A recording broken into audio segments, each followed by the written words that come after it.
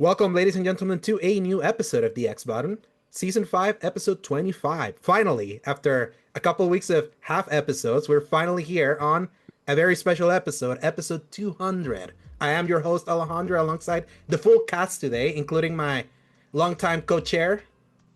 Paul, hey everybody. I have a fist-sized mug that I keep showing everybody as they join the video call. Yes. What is the mug, Paul? I can't see what's Oh, it's the just design. a New Orleans, Louisiana with Okay. all sorts of random eclectic things from the city. Gotcha. No, New Orleans is cool. And you heard him, the red-bearded sensation and the one that held the fort pretty well this past month, Joe LaRussa. How you doing, Joe?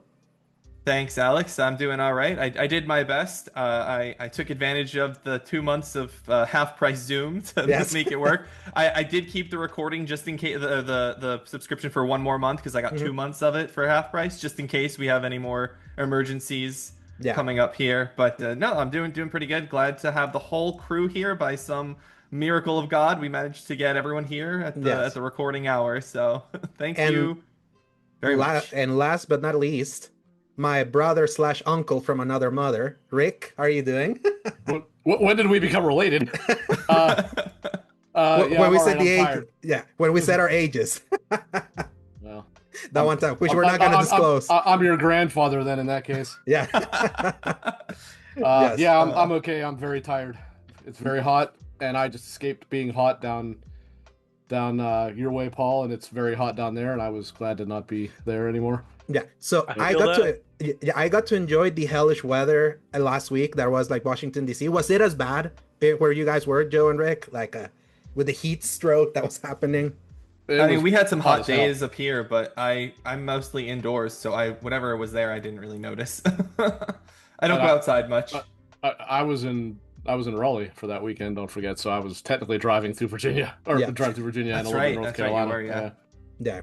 We almost that's where it was hot. Yeah, we almost crossed each other, Rick. Almost. And then I was within an hour of you, who otherwise lives 4 countries away, and Luke Lore, who otherwise lives 4 states away, and somehow I couldn't meet anybody while I was down there.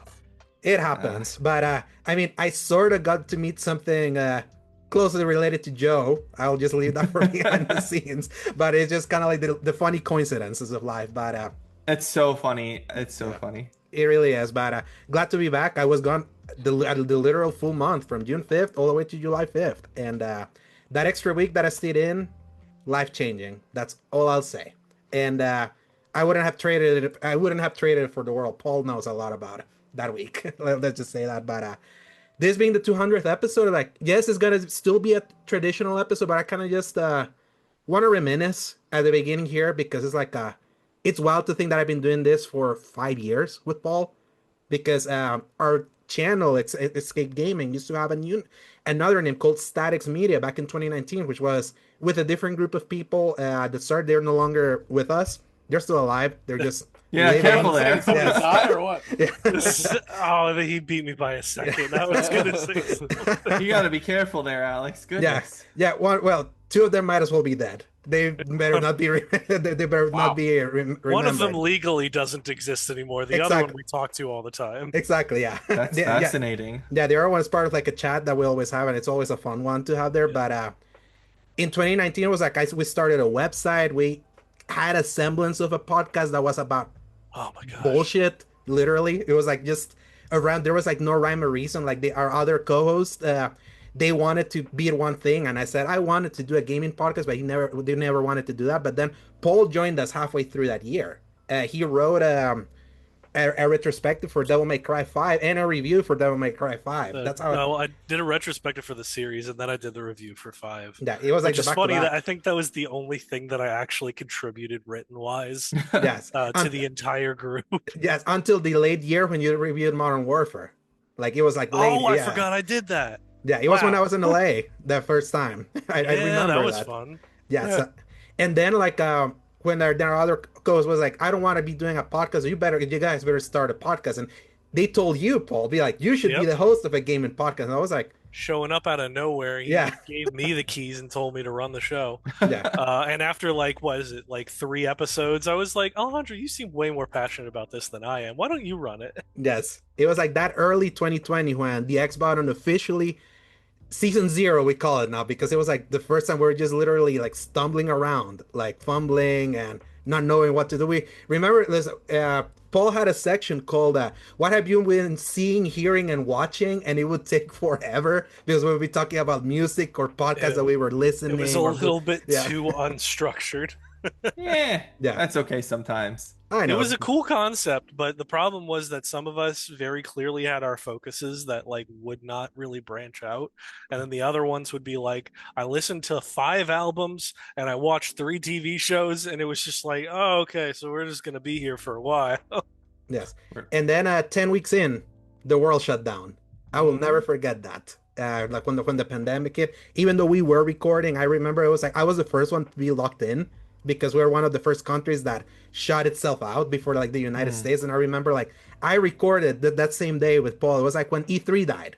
It was that same day was one of the first times that E3 died over the last 5 years. We're like, oh my God, like E3 really got canceled. And literally 2 hours later, we got like a special broadcast. I was watching a soccer game that was like all empty. And then our president was like, oh yeah, martial law. We're closing the borders. No one's coming in and out. It's going to be for 30 days. Next thing you know, it was like for an entire year that we were locked out. And then after that time, we went from like doing an episode every week to once a month. And then after like 3 months, we were like, nah, let's put a stop to this for now. Like we're not really, things are weird right now. Like we don't know what we're thinking about. Like we were still kind of with our other group, and they didn't know what they wanted to do. So we kind of wanted to just really figure things out. And then it took almost a year until like May 2021. It was the month before when we got the news that MLB The Show was going to Xbox. And I'll never forget that. I remember the mountains and mountains of texts, Paul, that I did that day when those news broke out. I remember the concept of it, and I don't remember anything involving them. Yeah. I just remember like walls of text. Yes. Then that's when I was like, well, should we restart? Yeah. Was MLB the first one, or I thought Lego Horizon was the first one that was announced to be cross-platform for them. No, it was MLB back in 2021. MLB The Show was several years ago, Yeah, because it was like it was demanded by MLB as a license holder. Yes, and that they also were on Game Pass was the big. That was the bigger shocker, was that they were going on Game Pass, not that they were just going multi-platform at that point. And they had Game Pass for 4 entries, I think, until 3 or 4 entries, and then they stopped. Because the 2025 one did not go to Game Pass. Yeah, right. Because clearly ain't making money. But it was like that news of it being on Game Pass. Like I was like constantly texting that entire day, and I asked Paul, should we go back? Like, should we do like a podcast? Like my parents had brought me a camera finally, and like this mic, because before we were a video show without video. It was just a static image in YouTube. We didn't even exist. Audio only. Yeah, and we were not even on Spotify. Then at that in between then, I was listening to former Giant Bomb member and now owner Dan Riker. He started a podcast with Anchor.fm that I heard was like a free way to start. Then you could do like an audio and push it everywhere. And that's when, that same week that the MLB news happened, then I told Paul, I found this and now I have a camera. Should we do this? And again, Paul got a camera too. And lo and behold, we have been going since like still using the exact same camera as I started with. Same. What camera do you use? What cameras do you guys have? I don't remember. It says mine's a Logitech. Yeah, mine's a Logitech. FHD 1080p live camera. I'm pretty sure I spent like $20 on it. I stole mine from work, so I have no idea what it is. Hey, yes. Hey, I would have done the same thing. But yeah, I ended up getting a laptop that has a camera in it, so I never needed it. I'm like, they won't even know the difference. So I took it with me. I have a Logitech Brio that I was using Jing's webcam when we started, like when I started doing this, and then I just bought my own so that she could have hers because she has like video calls and stuff that she needs to do. So rather than move it back and forth, I just bought the Brio. So I have I probably have the most expensive camera between the group of us here, I guess. And you look good. So, Paul, what do you remember, at least from when we restarted the show? What are some of like your favorite memories? At least the ones that, even without much detail, that could pop in your mind. Well, was it before we shut down? Was when we got censored by China? It was before we shut down. Okay, yeah. Yeah. So it wasn't that. You know you've made it when that happened. Yep. Yeah, I'm almost positive that that was us making it up, but it was still really funny of a bit to run through. Mhm. Um, Man, I'm trying to remember all the stuff that we talked about at first. It was just we were kind of stumbling around. I had watched exactly one podcast before redoing this whole process, so I was like, okay, I kind of get the vibe for it. Except that was the Alana Pierce Play Watch Listen, which is notoriously like Work. gets derailed constantly and goes off the rails and really turns into a wild journey, especially if Troy Baker's there. But I will Not say, entirely unlike ours here. We do have a Yeah, tendency exactly. to go derailed. I'm saying like Troy if, Breaker definitely derails it here too. Yep. yeah, every time he shows up, man, I tell you, it's just son of a gun, Troy again with your I stories. mean, hey, we're building up casts and having guests Yeah. on, so you never know who shows up. Maybe we'll get Who Troy knows someday. in like 10, 15 years how all of these guests are going to move on to bigger and better things, and we'll say, hey, we interviewed them here first. Mhm. Oh goodness. But yeah, honestly, I just mostly remember being nervous out of my mind for a while, and then all of a sudden I was like, you know what, I'm going to stop caring, and it's going to be great. And sure enough, it was great. Yeah. It started getting good when we finally started getting bits. I feel like it was like 10 weeks in. For you, it was like, so Rick, Paul had a extreme hatred for that first trailer for Stranger of Paradise. Final Fantasy Origins, because he hated He doesn't seem to be alone on that. I didn't have an Chaos. issue with it, but the entire world lost their mind over that. And Oh man, I never totally understood why. Yeah. I had like a very specific well, it wasn't even hatred at first. It's because Alejandro kept pressing that same button after anything would happen. He had a GIF that would do this quick zoom in on the main guy, and he would Jack just Garland. say chaos. Garland. And every time I was just like, will you stop with that? It's not funny anymore. Yeah. And me and our buddy Zach had to like gang up on him multiple times before he was finally like, I will retire these things. But unfortunately, the game ended up actually being really fun. Yeah. So every once in a That was an while, incredible example of the internet having to eat shit because Yes. they did nothing but dog on that, and that game Oh, ended yeah. up being pretty darn good. Yeah. I will still say that that was a horribly edited trailer for the first one, but every piece of promotional material after that was comedy gold, and Yeah. made me realize that they were absolutely in on the joke that they were putting out there Yeah. to the internet. Do you remember the moment that everything turned? The Limp Bizkit Yep. sounded like Bull clip crap. that came out with the demo. So that was the moment that started turning. I remember because That and the was it the Johnny Cash Mhm. trailer where no, the it wasn't Johnny Cash. It was the No. Frank Sinatra. thank you. Yeah. I got those two mixed up. That's on me. That would How have been dare funny. you? I know. Johnny I Cash and Frank shouldn't. Sinatra. They're two names that sound that they could sing really well, and I get them mixed up all the time. Yeah. Paul, what do you remember of the abandoned shenanigans? Oh, I remember that was the exact opposite, where Yeah. I had the hatred of the chaos situation, and you were down this entire conspiracy theory hell, trying to deal with. For anybody that doesn't know, there was this highly sought after game that was supposed to be coming out called Abandoned, and people thought it was going to be the next Silent Hill. The person that was it the director? Yeah, Hassan Karaman. Was like people were saying like part of his name was an anagram for Kojima. No, and if how- you put it in Google Translate, it was Yeah. Arabic. That's what it for was? Kojima, yeah. Oh my gosh. I just like as That was somebody who kinda saw 2022, it right? from outside. 2021. I This remember was when not long the- after PS5 released. Yeah. when the trailer came out and it was just like a walking cycle through a puddle and that was it, and that was like the big thing they'd hyped up for months. The fact that Sony themselves put time in one of their showcases or state It was a of play- PlayStation blog. It was a blog. Mhm.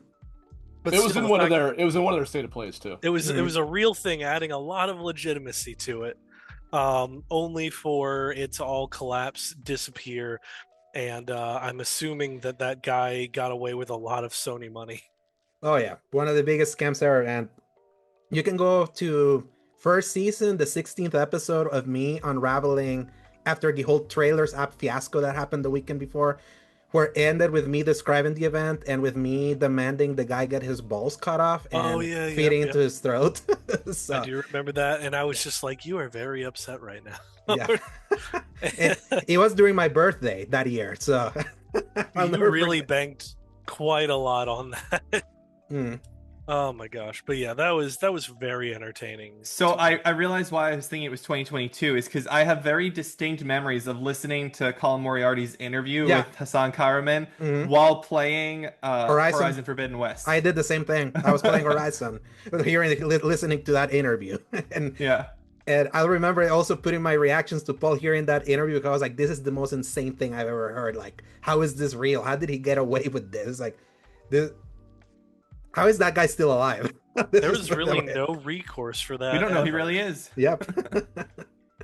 Yeah, but and then a couple of years we kept doing this. Obviously, 2022 then was our first full year where we started kind of covering games. Like that was the first year that me and Paul did our shared account where we were finally be like, hey, games are actually is gonna start coming out. How are we gonna cover them? Because we spent an entire first year being like, we're not buying that because we're too cheap.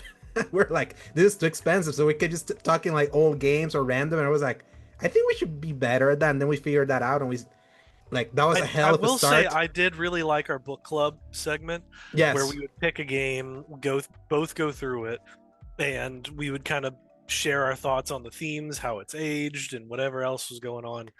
And that was an interesting journey, but I don't think it lasted very long Yeah, either. that's I got you to play Horizon that way because you had That's you right. never You finished it. son of a So, gun. Did you call it Geek Book Club? Why not just Game Club? I don't Because know. it's We were not thinking. We were just kind of giving an idea. That I mean, back the then. word game club doesn't sound very specific, but when Yeah, you say no, but book book club's a better name. Mhm, Yeah, for that specific thing of like we're all playing the exact same thing. We're Book gonna Club, talk the about game edition. sure. I don't know. Yeah, sure. And then 2023 after because after in 2023 was when we started bringing guests into the show. We heard about Sebastian, you know him, Joe.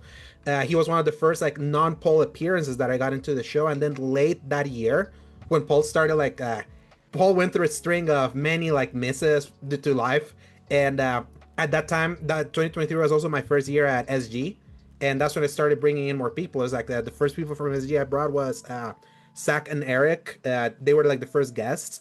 Then the week after I got Ty Guy Travis to join us, and then the week after I got Hogue in, and then later that year, Paul dropped the bombshell. Oh yeah, Remember? because I was going to have a child. Yeah. So the very final What? week. You're a dad? Yeah. I know, right? Yeah. how'd So your pregnancy go? Um. You do okay? Oh yeah. I mean, Alright. she was fine. yeah. She was sick like every day, honestly. So that was a bit difficult. But the second and third trimesters were better, and then I survived. And then we had an extremely fun and harrowing experience at at first the birthing center in the hospital, and that was a whole thing for a different day. But it ended with a happy ending, and Emrys is here, and he's wonderful. Oh yeah. I love when you used to show pictures of him, like that one that you showed me of him seeing the fire. Yes, at Yes, the it's hibachi place. yeah.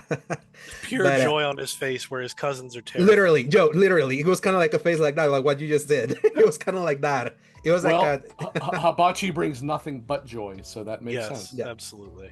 oh yes. I went to a hibachi restaurant with my dad and Jing for Father's Day, and it was the most expensive hibachi restaurant I have ever seen.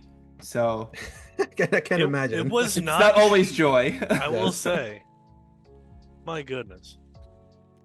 But it was fun. Oh yes, but that marked the end, Paul. Like you dropping that bomb was like the end of your full time like appearance in the show because 2024 was like the first time that I had to kind of navigate that 1 week in, 1 week out, especially early on before you went on like full paternity leave halfway through that year. So it was funny how everything kind of started coming together. Like inadvertently, the first month of 2024 is when I kind of met Rick through just interactions in social media because he saw my was it my Last of Us Part 2 remaster review? I think it was, Rick. No, I think it was something after that. I did read that because actually the most interesting part of the review was that it linked to Ains's review, and for somebody who hated the game, he gave it like a 9. Oh And yeah. I was like, No, it was something after that. But actually, maybe it was Grand Forbidden Blue. West. Grand Blue. Was that it? Yeah, because I was like reviewing that, and then I did Grand Blue Fantasy, and then I was gonna do Rebirth that same year, because I was always kind of hanging out in the chat Actually, for it may have been Rebirth. Now that you mention it, that actually might have been what it was. yeah, because then we did that. I did that guest spot when we did the spoiler cast that you invited me Yeah, on. yeah, to XEP. Yeah. Yeah. And then Joe, like I had seen you in the chats over at the SG Bitcast because it was a Don Lionheart. Like you always do that. You always do like the one super chat like every week, and so I kind of like knew of you. I do my best, yeah. Yeah, but then you joined after the Xbox showcase that year. So Yep, I was inspired to join because of the Dragon Age the Veilguard reveal trailer. And I wrote that first article about how Dragon Age's trailers have always been terrible. Like they very rarely have good trailers, despite it being my favorite series. Their trailers are terrible. yes.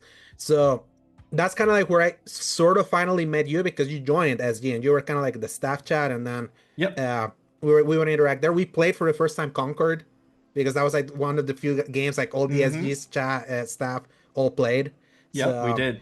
And I remember you were also in the chat chilling with us while reviewing Star Wars Outlaws, and we were playing Concord. Oh yeah, it was That like was that during the first week, the first day. That yeah, I was like and then so you lost frustrated. your progress, right? Yes, and you had to restart. Oh man, Oh, the first hours of that review were like rough, like were really rough. But that was also a fun one for Paul because like that was the first time we finally got like an embargo like early game. Remember? That's right. That was the first one that we actually got. How many days was that? It was A like a full week. week. Yeah, it Yeah, was I like a thought full. so. Yeah, that is not enough time for that game. No. I'm sorry. It isn't at all, but I was over the moon by the fact that I could actually play something and feel the secrecy of I need to play offline or people will know I'm playing this game early. Yeah, I mean that was my Ooh. experience. That was my experience with Ara. Ara History Untold was my first review for SG, and it was also an embargo review. And fun fact. I'm the only one here who did not get this experience. Yeah, someday, Rick. Someday we'll figure it out how to give you that feeling. But I feel like until very recently it was only ever Ubisoft games. I like them. I'd be okay with that. Yeah. If you can somehow get one of those, you might get lucky. Oh yes, because 2023, like I did the most reviews at SG, but no codes at all. Like we kept getting I screwed. still think you do the most reviews. You just review everything. It's kind of crazy how much how much you review. Oh yeah. But of course, he's super fast with everything, but when I'm super far in Death Stranding 2 and I'm waiting for him to catch up to me, he's like, I'm going to savor this one. Yeah. And I was like, all right, well, at least where are you? And he's like, oh, I just went into Australia for the first time. I was like, that's the start of the game! I'm still not very far past that point. I am moving at a glacial pace in that game. Yeah. So I've learned, like you do with many games, Rick. But no, but I am playing it. I am just barely progressing. Oh yeah, but also because we got dropped a very interesting mode this week too that hopefully we can kind of discuss it later. But that second half of 2024 when Paul like sort of returned from his paternity leave kind of also dovetailed with you, Joe, and Rick kind of also getting into this orbit because do you remember, Paul, like why you missed October? Do you remember? What was in October? Hurricane. I don't remember off the top. Oh yeah, the hurricane happened. Yeah. so that was the time. Yeah, well, because you got hit by hurricane, then I was always put in the call over at the SG chat. Hey, I need a guest who's available, and lo and behold, it was Joe, and he was the one that was always available. And then I got nothing going on in life. Yes, and then one time you couldn't. And then I asked Rick randomly. It's like, "Hey, do you want to guess that one time?" And funny enough, it was like Paul came back. It was after a showcase. It was one you didn't want to miss. Was it a PlayStation showcase? No, it was an Xbox. The idea at Xbox thing. And Yeah. it was funny because like you and I were like, "Why are people praising this thing?" Like people saying that this was some amazing showcase of things. Yeah. And then when we were like chatting, I was like, "Hey, I don't have a guess right now. Like, do you want to like talk about it here?" And that was your first time. And I didn't know if Paul was gonna be in it, and then Paul suddenly had like his open schedule, and you got to meet Paul also in your first appearance at one time. And he dropped in on us. It was fun. He dropped it like it was hot. Oh yeah, no, he dropped in like it was Fortnite. Like I just played Fortnite last night. I'm sorry. How often do you do that? We do drunken fortnights, my buddy Brooks and All I. right, that does sound kind of fun, actually. So Yes. remember I said that the Real Coast sweet tea is good with 4 shots of alcohol. Uh-huh. You know, that's what we do. Is Hey, I might as basically well took one can. yeah, might as well be drunk when you're playing Fortnite. That's pretty Because much it. It's just yes. we played from like 7:05 to like 9:15 or 9:30. Like we play a good 2 or 3 hours when we play. So, Oh yeah. but we do it like every couple months, Paul. To your actual question of how often, it's not that often. He travels a lot because his girlfriend is in Texas and he's in Georgia, so he has to go visit her, and then his fiance, and then he travels other places as well. So we play when we can. Yeah. I'll actually get to see him in Florida. He's coming down to visit. Joe, while I'm you there. play often. I might as well like jump in anytime that you play in because I've done that with Paul a few times. It's pretty fun. Like Yeah, I'll give you a heads up next time. We don't do it too often, but I'll give you a heads up for sure. yeah, because randomly sometimes I see Paul playing either Helldivers or Fortnite. I see you like in the Discord like playing. Lately, it's Yeah. been more Helldivers, but there was a time when I got really into zero build for Fortnite, and then something kind of broke in me after that Star Wars season. So Oh yeah. that's on the shelf for a while. Oh yes, but I would say that later half 2024 most important because that led to 2025, and we got a full cast that has been like rotating in and out. Like we have had do. this different permutations, and it took a load off. Especially, I felt it the most over this past month. Finally, like getting to fulfill my dream. Like it was funny because when we started this YouTube channel, we had the website and all that. The first thing I said with the other group was like, our goal is to be at E3.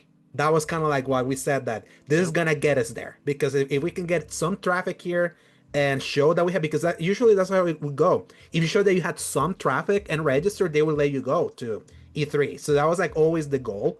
Yeah. Six years later, it finally happened, and it was so wild getting to be there, like getting to meet the people I got to see, be at the show. Like being at a showcase live definitely plays way different than watching it in a phone or like in background noise and all that. So it really does. I've never done it for anything like that, but as a like 6-time attendee of BlizzCon, it's so much different to be there in person. And they're known for their for keynotes. those. And yeah, they're open. Yeah, their openers, their opening keynotes. Yeah, they're another world. I was in the audience when Overwatch was announced, and like that was just another reality. It felt like, because it's Blizzard announcing a new IP, which they hadn't done in like 17 years or something. So yeah, you're right, Alex. It's a huge feeling. It feels great to do it. Absolutely. And getting to see a lot of games early that were announced at that showcase or like before, like the year before, getting to meet some of the devs. Like you can actually go watch a video over at the Season Gaming channel where I did an interview in Spanish with the Spanish director of Crisol, the the survival horror, Spanish themed survival horror shooter from Blumhouse Games. That's really good. It's like a mix of BioShock and Resident Evil with like a blood mechanic. And he immediately, like when he saw me and heard me, he was like, "You speak Spanish, right?" And then we just kind of started speaking, and then Ray, our video guy, caught us and he was like, "Hey, we should do this interview like in Spanish. Might as well." Like, yeah, Spanish speaker, let's do it. And it's like that reminds me. My former coworker, who's a regular listener of our show, did not know that you were from El Salvador, and I was talking with him today, and he said that you speak English very well. He wanted to compliment your English. So thank you. You speak English better than native English speakers do. Yeah, so I wanted to pass that along to you because thank you. Yeah. No, I got that a lot. Like when people will hear that I'm from El Salvador when I met them, it was like, Max Dude told me that. It was wild. That's awesome. Yeah, it was wild getting to see it. It's like, also, all these people are damn tall. Like, holy crap. That's like, what's funny to find out how many of them are like right at my height, or potentially even taller. Literally, are they tall, or are you just short? Because I'm pretty sure that it's come out in the lore that you're rather short. I'm 5'9". He's very tall. Yeah, I'm 5'9". It's just that oh, never mind. You're not short as I thought you were then. Yeah, it was like he's these not people. tiny. Million, I think, is actually about 6'5". Yeah, no, taller, like 6'7". Like Brad Ellis is tall because I was like staring at him. Troy Baker's really tall. Holy crap! Like that man is tall. Yeah, that Troy Baker's really tall, and I got to see like just from being at the audience for the Death Stranding, like that big event they did at the Orpheum Theater, which was really fun being there when there was like literal protests like a mile away, and there was like electric cars on fire, and I'm like just standing there in line to go to this event. That was like so surreal.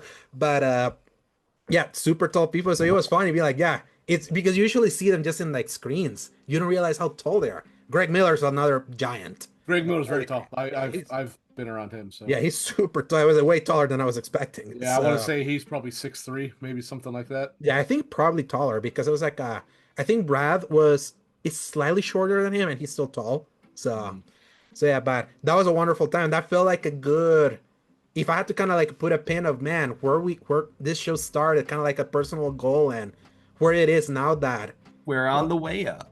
yeah we're in the way up and kind of like now where we are with episode 200 we had we kind of had a structure kind of going. I have really appreciated like the what you've done, Joe, kind of like I asked you to please like hold the fort while I was like just outside like just doing stuff and kind of keep the show. Even had 2 weeks where it was like just random episodes and all that something that me and Paul were kind of talking is like one of the cores of this show was like when it was just originally the two of us, when we were just kind of like talking, it was just chatting games and all that, and how that was something that he was kind of missing, and I sort of did too in some ways because I kind of love also having all of us, but I also kind of enjoyed having like one-on-one time that as we were kind of talking, something that we're gonna be doing now, like moving forward from this episode is that every month, no matter what, it's gonna like we're always gonna have one episode that's the four of us, like whether we move around schedules to make it happen, and then the rest of the three of however the rest of the weeks go, I'm gonna be having one-on-ones with each of them. Like 1 week it will be Paul, 1 week it'll be with Joe, 1 week will be with Rick. We'll like move it around just to kind of keep it fresh. Maybe once in a while rotate one in. Maybe one time I can't. One of you two can do it, but kind of keep like a variety of like a core. But then one time where we can all huddle together, like just. But it's kind of like this. It's fitting that we're doing this like in episode 200. So. Yeah, and it's you said it's going to be all four of us. It'll be all four of us to the best of our abilities, I guess, to clarify for the audience, because sometimes Rick can't make it or Paul can't make it. Unless me and Paul get our time machines working, it might might not work out too well. Oh yeah, we'll do our best. Is the point? Oh yes, and we were gonna like, and Joe's always kind of like out of the three, like I feel Joe's the one that can always kind of like move his schedule around the best for to be able to do that.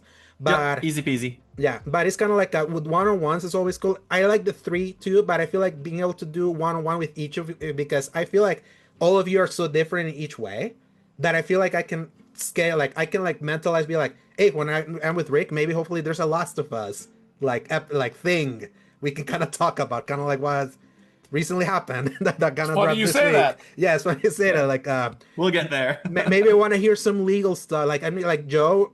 If there's something I have to like give props to Joe, is like Joe knows how to reach out to people. Like we're gonna have a couple guests pretty soon, like through him. Like with Joe's episode, we might like have special guests. We're not gonna say who they are, but the trick, people, is you just have to try and not care if people don't like you or not afterwards. You just have to send the email or send the DM. That's all you do. Yeah. That's how Alex and I got on Summon Sign with Brad. And, literally. And Hogue, who's just like, Alex, I'm gonna email. I emailed Brad, by the way. Alex is like, you emailed Brad? I was like, yeah, I emailed Brad. Yeah.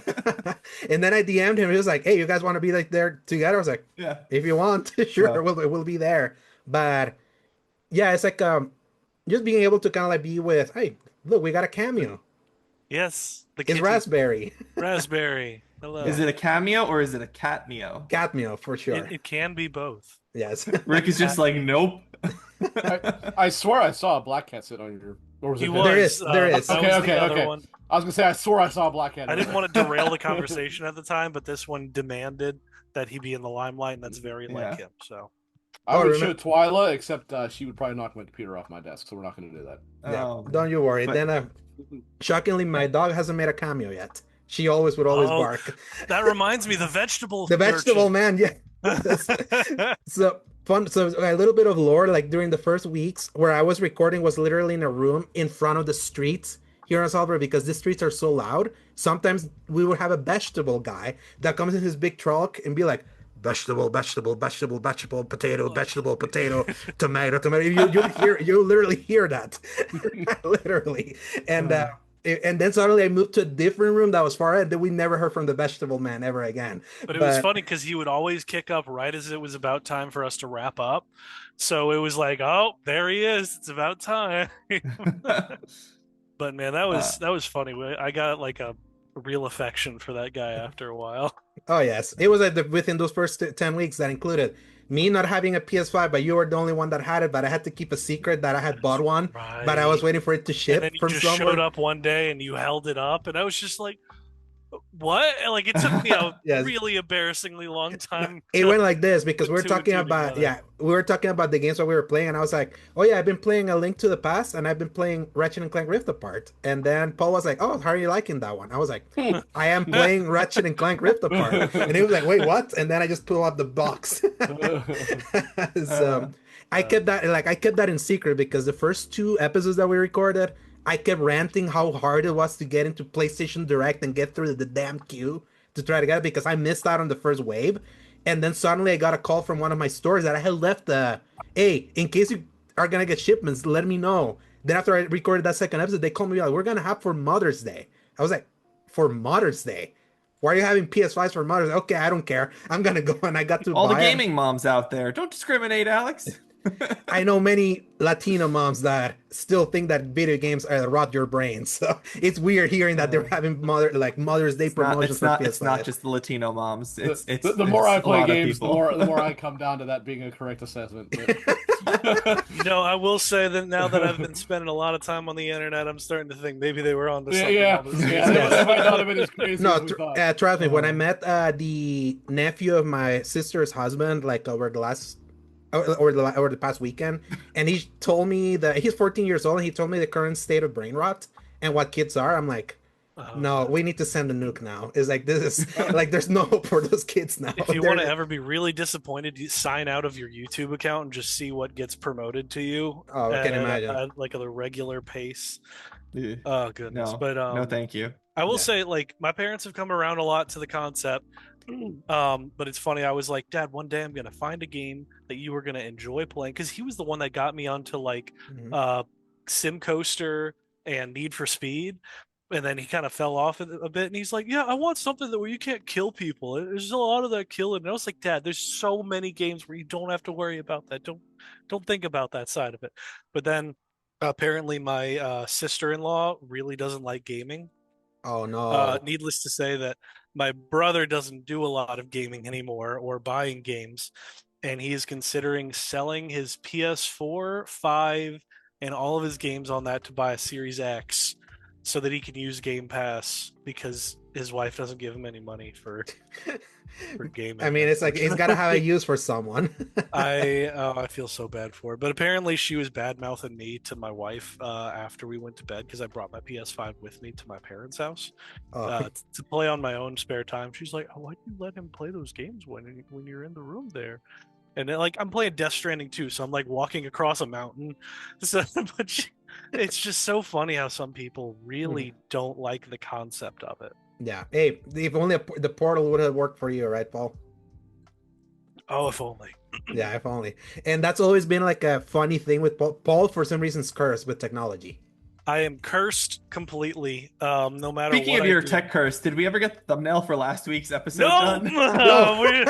I'm gonna get that handled. I promise. Oh my god! For the half episode, for the people that are only in YouTube. Right, This for week last has been a week's little wild, and happy. every day I've been so glad that nobody's asked me about the thumbnail. Yeah. Because it's been Look, that hey, wild. I traveled back It home. just popped into my head right now. Yeah. But so the redo of our schedule here. So let's just be clear for the audience, right, Alex? Yes. So it's going to be Alex plus one for 3 weeks a month. And then it's going to be as many of us as we can get together in that fourth week. And then when those episodes are and who they're with is going to be is up in the air, basically. That may change. It's not going to be a set like Paul's week 1, Joe's week 2, Rick's week 3 thing. Yeah. It's going to vary. Yeah, so just so the audience understands. Yeah, this going to allow Paul and Rick to kind of like play around with that schedule and let me know like where. I'll always ask you guys, be like, hey, what week sounds good for you for like our one episode? With Joe, I know I don't have to like really. I know he'll be able to slot in everywhere, so that's gonna be pretty easy. much. I mean, because the two options that we have between what the standard is, either are fine. For me, it just changes when I eat dinner. Exactly. Yeah. So I'll be like the basically the connecting thread, the connective strand of our group, to kind of like get like a strand, you say? Yes. And speaking of, but before we get there, This is our reminder that this is the X Bottom Podcast, Escapes Gaming Podcast that posts every Fridays from 10 a.m. onwards, God willing, available in the YouTube channel Escape Gaming, as well as most other services around the world. Do the honors, Paul. Oh, I zoned out for a second. I missed it. Apple Podcasts, Spotify, and the like. Thank you, Joe. You can find links in the RSS feed at tinyurl.com/escapegaming. If you enjoy our show, give us a like and subscribe. So that was all the reminiscing for episode 200. I'm glad we made it here. I'm glad that we got our crew that we got here. It's a fun one that we have fun chats sometimes. Sometimes thanks to Joe. Thank you, Grandma. I'll just say that. And with that, before we talk about strands, Joe, is there anything you need to add about Infinite Wealth? I first need to review this drink beverage here. All right, Have you been drinking it this whole time, or are you? No, he's been waiting. He's been waiting. Touched it. I've been waiting this whole time. I'm worried it's gonna get warm. Do you want to give us any background while you're opening it up? Yes. Yeah, I have no idea what this is. Yes. This is the Real Co. This is a tea company, and they use stevia. We're not sponsored, by the way. I think Joe we're not sponsored. Yeah, they use allulose and stevia leaf extract for their sweetener, along with some monk fruit extract to avoid the aspartame things. And this particular flavor is called Rocket Pop, and it was released for the 4th of July. I really enjoy their Morgan Wallen sweet tea, Southern Sweet. So I'm curious how this is, and I figured I would just try it on air with everyone really quickly here, just to see. It smells kind of like a rocket pop. Let's see. This is terrible. So in a scale of want something like that is good. Sorry, not to cut you off, but yeah, go for it. Wild Bill's actually had the root beer company. They actually have a rocket pop soda that's actually not bad. All that build so up this for is one sip, and this is terrible. All right. This is a tea. It kind of tastes like NyQuil. Ooh. What? No. Kind of tastes like a cough syrup. Damn, no. It could be worse. It might be better if it was still ice cold, like it would have been in the fridge, and I will drink it. I'll finish it because I have it. But it's not the worst thing I've ever drank before. I do actually really like their Morgan Wallen sweet version of those. I enjoy those. Those are actually really tasty. So yes, things to say for games. So I've done that review. Don't buy that. Yeah. So from a scale of, in the terrible scale from Mindsight at the top and abysmal dog shit at the bottom, where is it at? That's a very low scale. Wow. That's why. On a proper 1 to 10 scale, it's probably a 4 or a 3. It is actively bad. It is not okay. It's not mediocre. It's bad. Don't drink that. I still taste it in my mouth, so I'm gonna drink my little Snapple here instead. Yeah. Good to know. So Infinite Wealth, Joe, because you're like the one outlier of what we're playing. I am. So I have two games to talk about really quickly. Infinite Wealth, I'll start with first. I really love this game. I am like 80 something hours in. I am still in chapter 9. I did not know, and I'm not going to spoil exactly why I say this, but this game is basically 2 games. And I did not know it was 2 games, but it is 2 games. And that is fascinating to me because I didn't know it was going to be that way. And it makes me really happy. And obviously some of the stuff that happens with Kiryu and his story, it's all very emotional and going through some of the things you're learning about. And there's a lot of reflections and reminiscing, as we have been doing on this episode for episode 200. There's been a lot of reminiscing about Kiryu's life and his past. And there are a few times so far, not even close to what I'm assuming is going to be more emotional things going on, but a few times where I have been either like on the verge of tears, like welled up, or like I melt seeing some of, like, emotionally melt when I see touching scenes, particularly related to Kiryu and the orphanage kids that he raised. Like, I love those relationships and that whole storyline. And how about his sickness? Is that hitting you too? It is hitting me because it's all kind of tied together. Without major spoilers, if you just look at trophies, there's like a thing called Memoirs of a Dragon, and he kind of like makes a bucket list of things that he wants to do. And that's what this whole list is like, and just experiencing and seeing people and characters come back that you don't expect to see. And they come back in fun ways or different ways. And very touching. Some really like Uncle Kaz inspired me to act this way. And every time I have to act a certain way, I just think of Uncle Kaz. And that's what gets me through the tough situation. And it's just so powerful for someone who's as invested in this world and these characters as I am. So really, really loving it so far. I've got a lot more to do.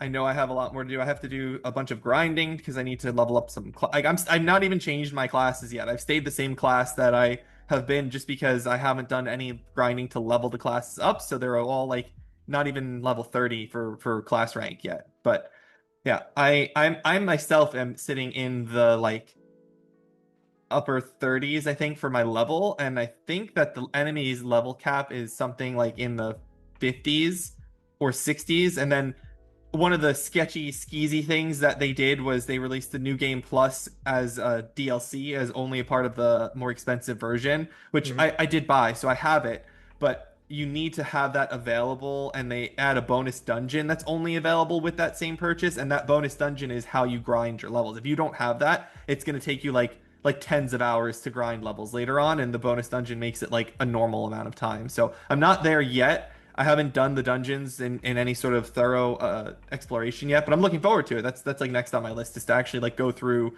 the main dungeon in Hawaii. So yeah, Alex. Are you doing the trophy guide? Are you like actively doing trophy guide with this one? I mean, I don't need a trophy guide. I'm just getting the trophies. Like I there's nothing that's missable. I always check to see if there's anything missable, because Yakuza 0 and Judgment both have missable trophies in the story. So I checked to see if there was anything missable. There's nothing missable in here. So I don't need a guide. I'm just going to go through the game and clean up if I, before I get to the end. Yeah, I was just wondering, like, if you knew kind of like length, like what they said the length was to platinuming, and how do you think it's like you're 120, going? I think. Okay. I think it's like 120, which is when I checked power picks, it's like a 2 out of 10 difficulty, because it's an easy one. You don't have to do all the mini games and all that stuff that you have to do in some of the other ones, but you need to do a lot of stuff, and it takes a long time to do it. Like you have to complete the Dundoko Island, which is like the Animal Crossing game. So you have a lot. That alone took me like 12 or 14 hours to do before I maxed that out. And it's fun. Like, don't get me wrong, I enjoyed all of that. It's really cool to do. It just takes a lot of time. And that's one of the ways that you can make a lot of money in the game, is completing that gives you like 500,000 US dollars in the game. And then that converts to like 50 million yen.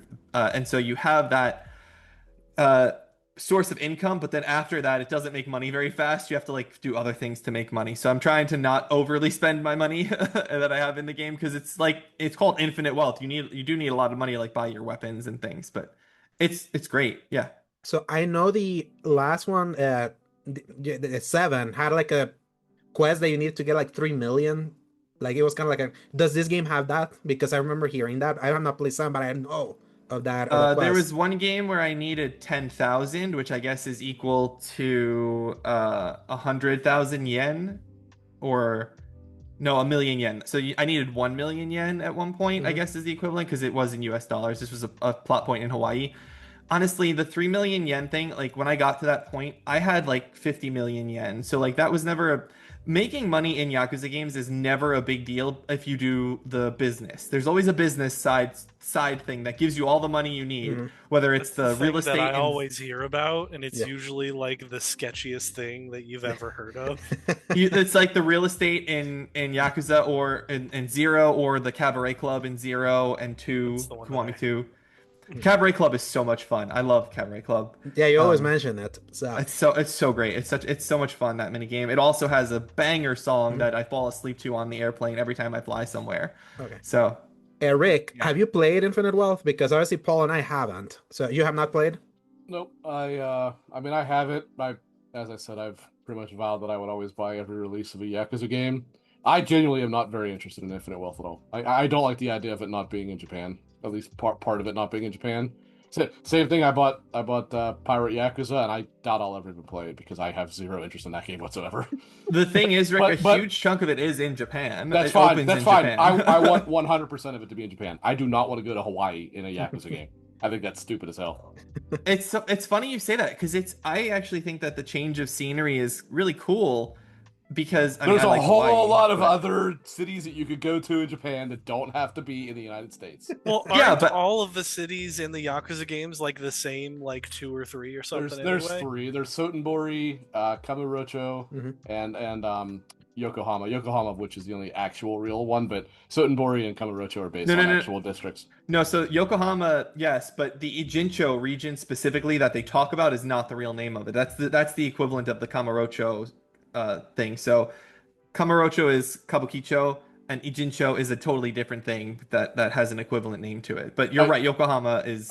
I said Sotenbori. Sotenbori has an actual. Sotenbori is not the name of the real city in Japan, but it looks exactly like Sotenbori.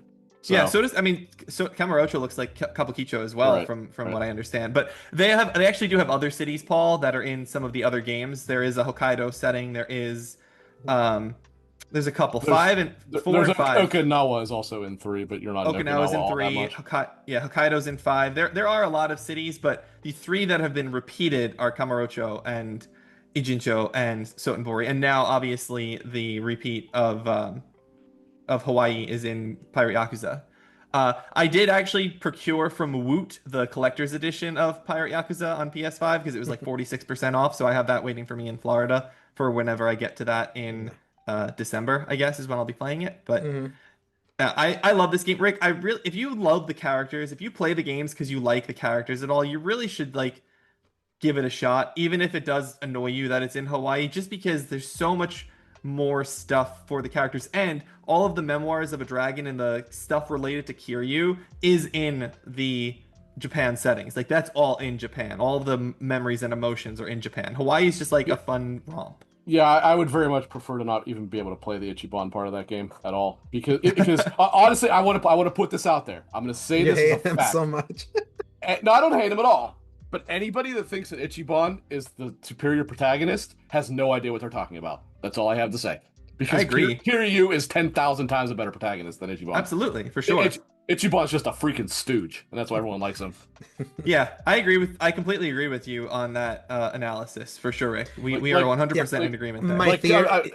It's not just being fanboy. Kiryu is genuinely one of the all-time greatest protagonists of all time. My theory of the Ichiban stance is you can kind of know who started with Like a Dragon. That's right. That's exactly what it is. So that's why. So if you're a fraud that came in 2021, then yeah, you like Ichiban better. But if you're a real fan, and by that I don't mean somebody who doesn't, I'm not being a gatekeeper here. You can be someone who came later but started at the right place. Then you know the truth. AKA Yakuza 0.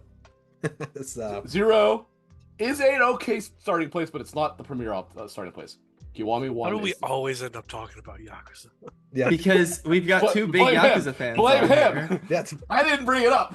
Yes, I'm playing it. That's the thing I'm playing, and then the other thing I've been playing that I'll just talk really briefly about. And the only reason I'm bringing it up got is 1 minute. Crusader Go. Kings 3. I finished my first game of Crusader Kings 3. This game has been out since 2020. I've never made it from the start date to the end date before in this game because they patch it and update it so freaking often, and the game takes so long to beat, to get from the start to the end, especially if you start at the 869, because it goes until 1453. So it goes really, really late into the Middle Ages. It goes through the whole Middle Ages there. It ends actually the year that the Byzantine Empire fell, which is why the game ends at that end date. And then it starts, you can either start in 1066 with the conquering of England by William of Normandy, or you can start in 869, and that's the start of the Middle Ages. And so it's just really good. It's a really cool feeling to get through. I'm really proud of myself, and they're actually expanding and adding the entirety of Asia to the game coming up soon, so that's going to be really fun. And that's it. I really don't have much to say. It was cool to beat the game. It was cool to have a game go from start to finish for the first time, because I've had 3 prior games that I started that I never got to finish because they just kept updating it on me. I was 8 patches behind to finish this game because I have one follow-up question. Yeah. What is the ratio for economic stuff for Crusader Kings versus battles? I would argue that both of those are about 25% each, and the real chunk of the game, 50% of the game, Paul, is the dynastic and character interactions and scheming that you do. Because Crusader Kings is set as a game where you are not playing as a country, you're playing as a dynasty and a single character in that dynasty. So you choose William the Conqueror and the de Normandy family, and you play as his heirs throughout the game. So it's mostly figuring out alliances, and you can declare war and stuff, but a lot of it is waiting and scheming and conniving who do I want to assassinate? How can I marry into that family? I once in Crusader Kings 2 accidentally inherited the Kingdom of France. That was fun. That just I was emperor, I was king of England, and then poof, I was king of France too. So that's the answer to your question there, Got Paul. it. Is it's There you more go. character dynamics than anything. Nice. Cool. All right. We needed the Sonic drowning music to be playing there. If only I had it like on command. If we Hey, he asked the question. I had to I know, answer the I know. question. I knew what I was doing, but I was like, I really want to know the answer to this. I'm Yes, gonna just go makes for sense. Check it out So- sometime, Paul. yeah. It's fun. It's fun. So, Rick, And it's cheap. anything quick you want to say about Stalker 2? I see you have it here in your list. I'm playing it.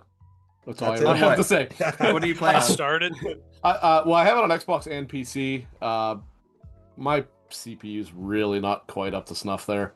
So I do primarily play it on Xbox, which is the vastly inferior version. I guess the only thing I will say, and this will tie into a news story later, is those with PS5 Pros do not get too overly excited. The game is good. I don't mean like that. I'm just saying don't expect the Pro to make huge jumps here because the CPU is going to be the real bottleneck on this game. Yeah. And that is not improved in the Pro. So my guess is it'll run at a higher resolution. That's probably all you'll get.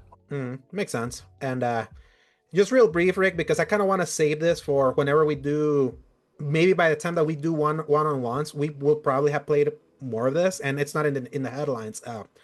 Last of Us Part 2, a game that we talked from the episode 1 that we never stopped talking in this show. It's steadily approaching the game I have probably played through the most amount of times at this point.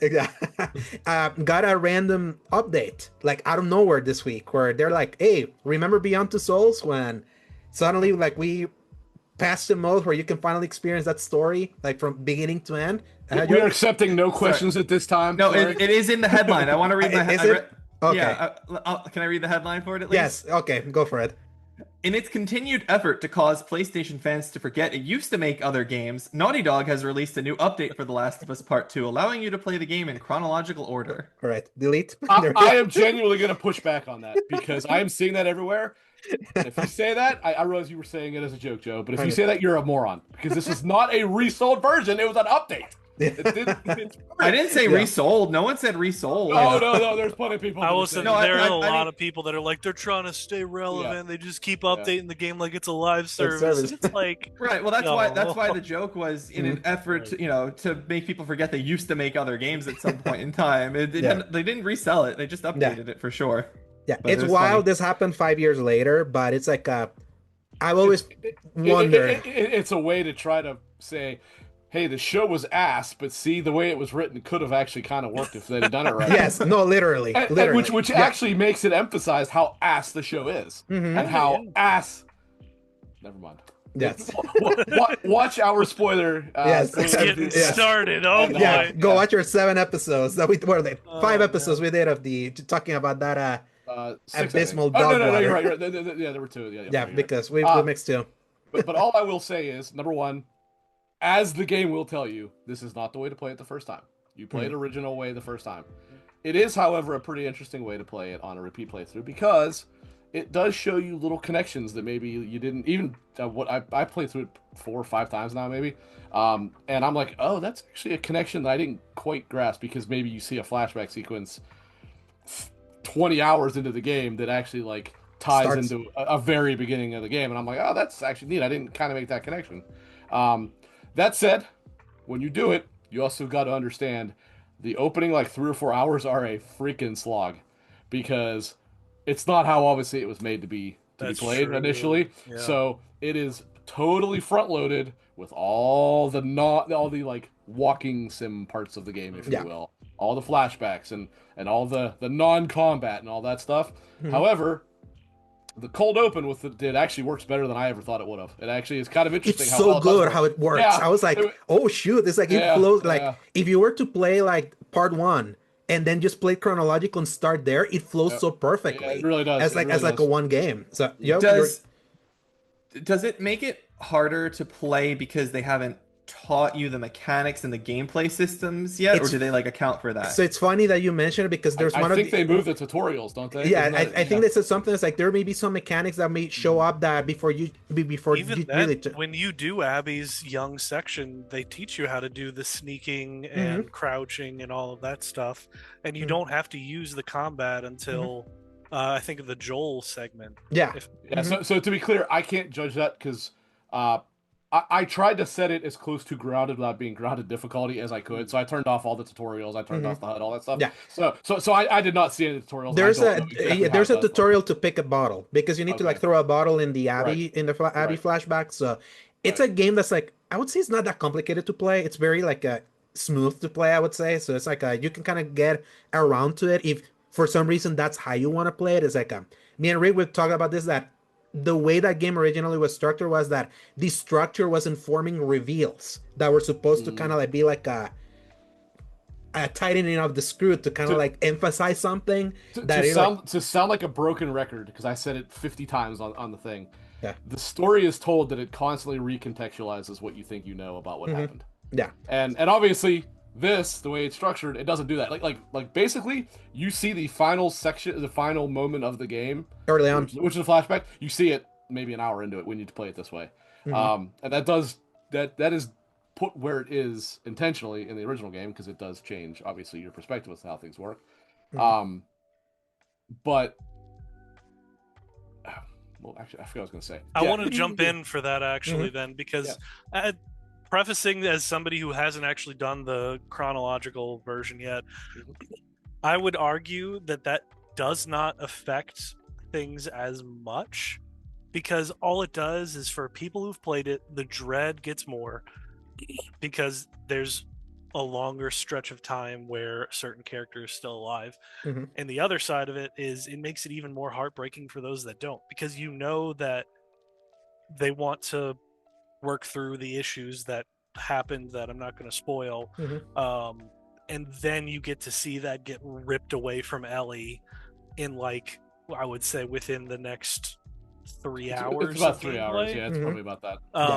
I would say that still works really well, personally. I disagree with you, but that's okay. And I do know what I was going to say. So I believe I'm still a little bit further than you, Alex. Is that correct? Yeah. Okay. So without getting into too much spoiler detail or any spoiler detail really, so it's not a big secret at this point to say that you do play half the game as Abby. Okay. Yeah. I mean, they themselves have marketed it that way. So the way it's structured is you have your prologue, you have Seattle Day 1 through 3 as Ellie, then you do Seattle Day 1 through 3 as Abby, and then you do things after that. Okay. So that was what made it like, oh, I wonder how far into this they really went. Oh, and as you're playing those, each one has, I believe it's 3 flashback sequences. So obviously all the flashbacks are front loaded here because it is chronological. Right. What is very interesting is after you finish the prologue, which is the inciting event, which most people at this point know what that is, but nevertheless, Golf Club. That is correct. You go out to the course, right? Yes. When you finish that, you actually start Seattle Day 1 as Abby. And I thought about it, I'm like, I guess that makes sense because her day starts earlier than when Ellie is actually in Seattle. So now, that's where I am. I have not played very far into that point. What I am wondering, and there's nobody knows me to play further, right? I don't know if it's going to do like play all of Seattle Day 1 as Abby and then you do all of Seattle Day 1 as Ellie, or my guess is what they might do is like the different chapters within it. You'll probably bounce them back and forth. I'm like, that could be very just jarring if you don't know how to play the game very well because the two characters do play quite differently. Very different. Ellie is way more like nimble, setting traps and ambushes and stuff like that, whereas Abby is like full frontal assault. But that could be really cool, and actually, that's why I kind of wanted to pound through it a little bit more and see if it does start to do that, because that would be interesting. I do feel that for pacing reasons, kind of like seeing that could keep it like keep you on your toes, because you never know when you're gonna get that change. And I feel like that's the part that I'm more interested to get, especially now, because like it's just presenting to you the story as is, not emphasizing the message as what it wanted to do, but kind of present it. And I feel I have to give credit, like especially since we witnessed the abysmal dog shit season 2, like how that entire thing like collapsed, of telling the story without really telling the story, and getting just to see a little bit of like just how much richer the game actually is in its story, that even seeing it in order, it's like, hey, It's and even it's stronger. It's strong writing here. I don't know what people say that it's not. When you're seeing it this way too, right? Where it's even more often changing. You're not just watching the one character like you are in the game, in the original version of the game. Mhm. You realize how much better literally every single moment is. Literally every moment of the game is told better than every moment in the show. Mm-hmm. The show has a couple scenes obviously that are not in the game, Mm-hmm. but in scenes that are in both, there really is no comparison which one tells the story better. It is just it's objectively better in the game. Yeah, and it's like it more emphasis that the show would have been much better doing its own structure instead of trying to copy it without really copying it. So and also not making it so short. That would have can't wait to like put a pin on this and we can talk about more like whenever we both play it, like however long it takes, because we're also Stranding. Paul, you're out of the three of us that are playing Death Stranding right now. You're the one that's the most ahead. You kind of told me that you think you're like at the point of no return. Pretty Without saying much. Also, Paul, tell the group how you've been playing this game, because I don't think I could ever do it this way. So please, it's like it's such an interesting. Gentlemen, I'm gonna admit to gaming. Am I gonna get triggered here? Might, but potentially. Just let me explain it and understand that it's all out of an abundance of I feel I have no other choice. I have been watching the cutscenes during the day at work, and then I play the gameplay when I get home from work every day. That has led to me being I'm out of here. See you guys. further in the game's storyline. In fact, I have finished the game's storyline in the cutscenes, but I have now caught up to it here. Now, the reason of that is because I get usually about an hour or two every night to actually play the game. And as all of you know, Kojima games are very cutscene heavy at times. Mm-hmm. And I really did not want to have the situation where I sit down after a long day and then I sit through an hour of a cutscene and then I get to play a little bit of gameplay after it. Yes. So I just want to clarify how this is working. Yep. When you say how you're doing this, are you, let's say, going to work and YouTubing the cutscenes and then playing to that part of the game, or are you playing to the part where you get to the cutscene and then going, okay, I need to watch this cutscene at work? It's the first option. Okay, that hurts me a lot, but okay. I know.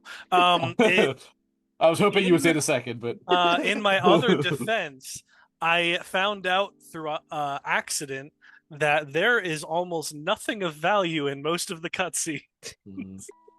And I made the joke where it's literally, I'm trying to remember the cadence here. It's you get somewhere, a person tells you, man, that was really difficult, you're amazing, and then you go into your private room, they tell you to go to sleep, or you go into the Magellan and everybody's having a conversation and Sam awkwardly stands there in the corner the whole time. He makes one comment and then Fragile literally at one point turns to him and goes, you should go to bed, Sam, with no preamble. He's basically Big Boss in Metal Gear Solid 5. He really is. He wakes up, Dahlman summarizes the cutscene you just watched, and then you get a radio call explaining the same thing, and then you get back to your terminal. It's like, go to the terminal to get your next thing. You get to the terminal, he goes, use the terminal to activate your next mission. So I realized very quickly I was not missing a whole lot.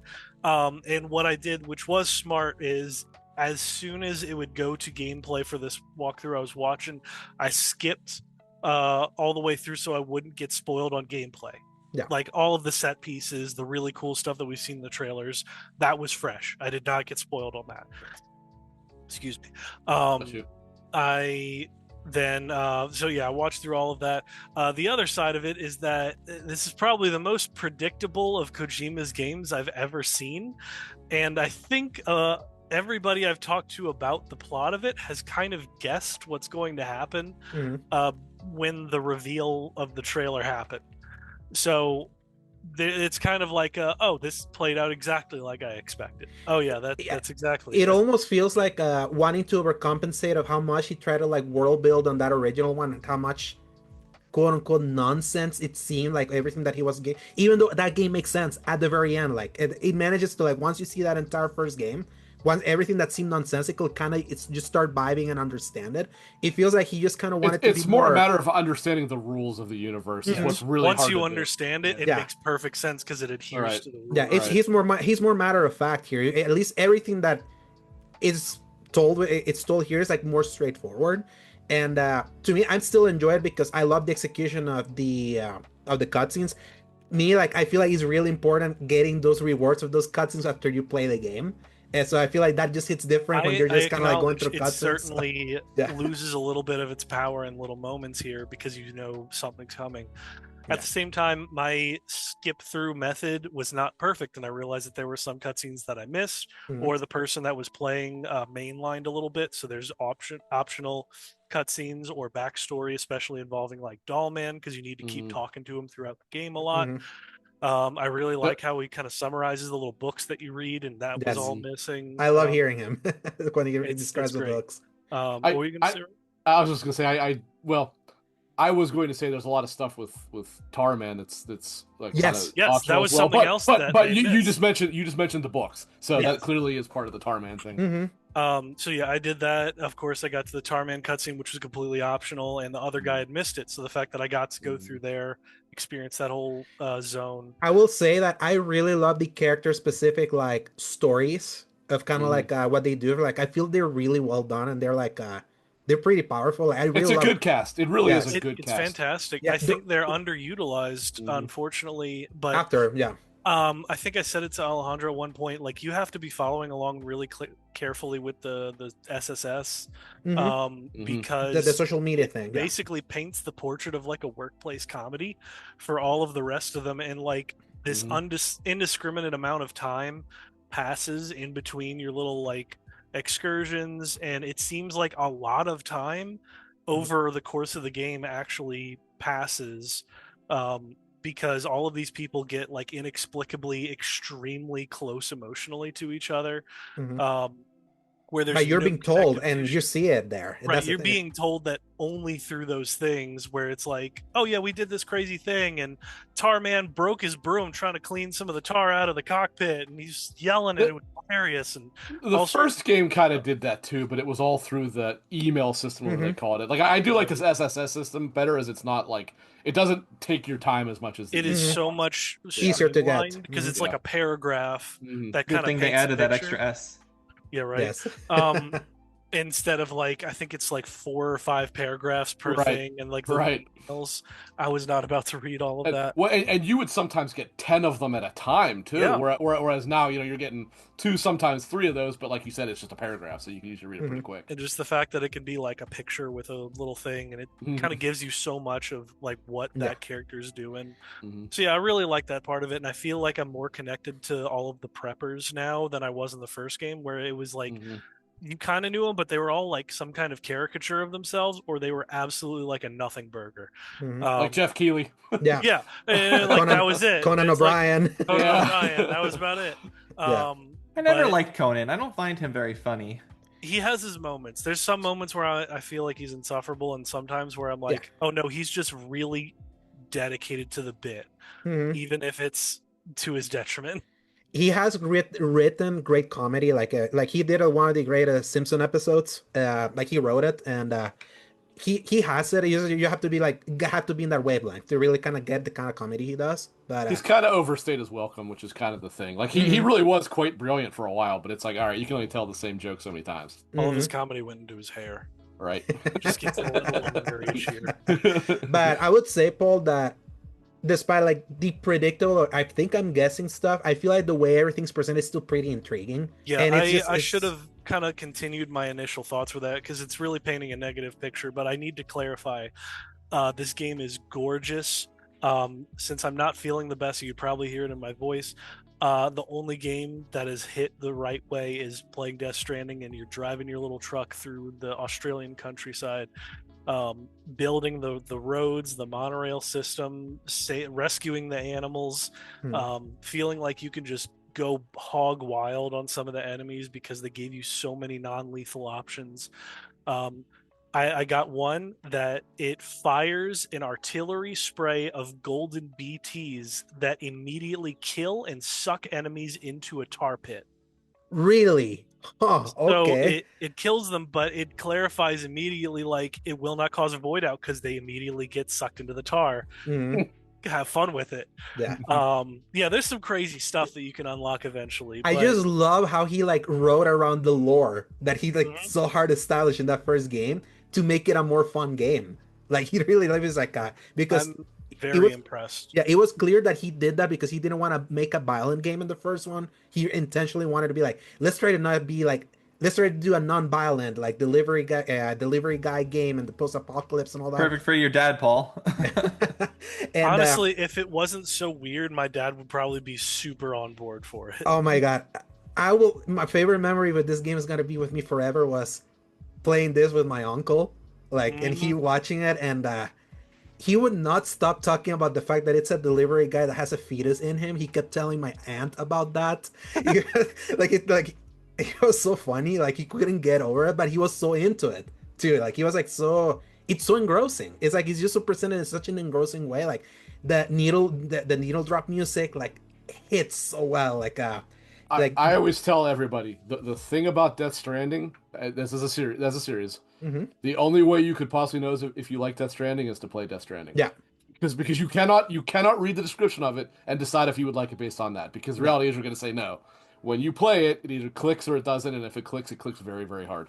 Mm-hmm. Yeah, absolutely. It's the ultimate the ultimate AAA cozy game. I feel like I enjoy like just chilling and walking vibing across just a random plane with a little hill is such a thing that has your brain going, well, if I take this route and I go this way and my left foot hits this rock right here specifically and I cut back this way, I can go up here and save 5 seconds off my route.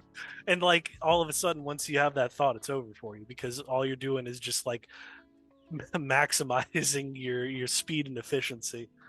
Yeah, it's great. And I like the themes a lot. Like Kojima's still like his commentary, it's still all over this game that I'm like, damn it, how do you get this in these times right now? Like so timely, some of these references, what he's like.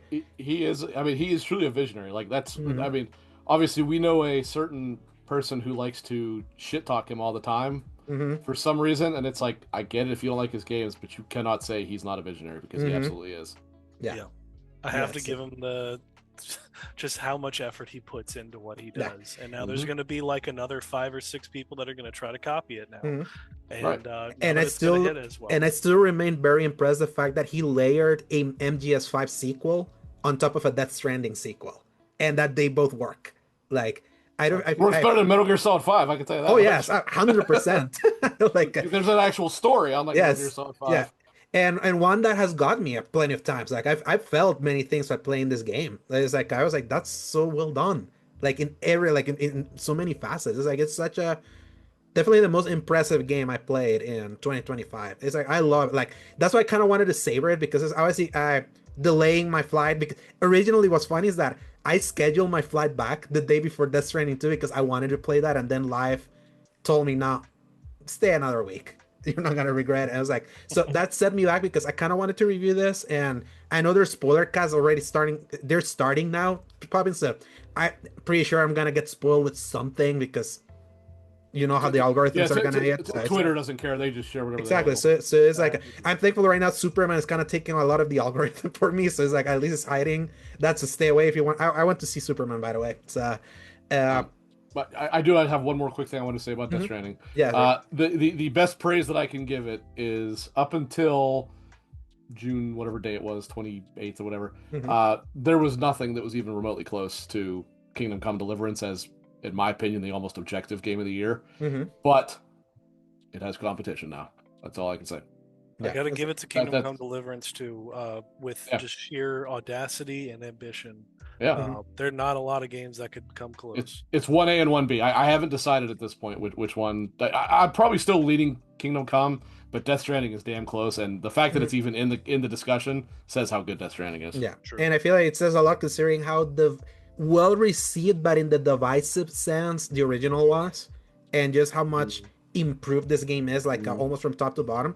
There's a few things that I feel the first game, like maybe vibes wise, it's maybe slightly stronger, but it's the one thing that's better, and there's this mountain of improvements everywhere else, and I'm like, no, I'll go for the sequel all the time. Absolutely. It's just like it's so streamlined in the right ways. It still feels like there's depth there that I'm like, Jesus Christ, there's so much that they still keep adding. It really would be hard to go back and replay the first game after playing this, because you would realize how much it's like, man, this is pretty bare bones compared to what even the second one is in the first like 2 hours. Yeah.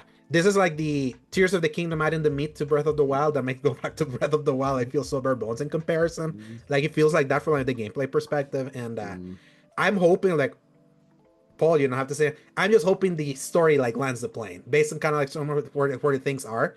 I feel it could based on themes and some emotions of what I'm seeing, but I gotta see it, and there's some wild stuff. There's such batshit insanity that it's like some of these cutscenes have to be seen like to be believed. Like the Kojima's really like off his rocker and like how he just went all out in like his cinematography. No one does it like him. He really has flair, and what's cool is that there's such a big video game.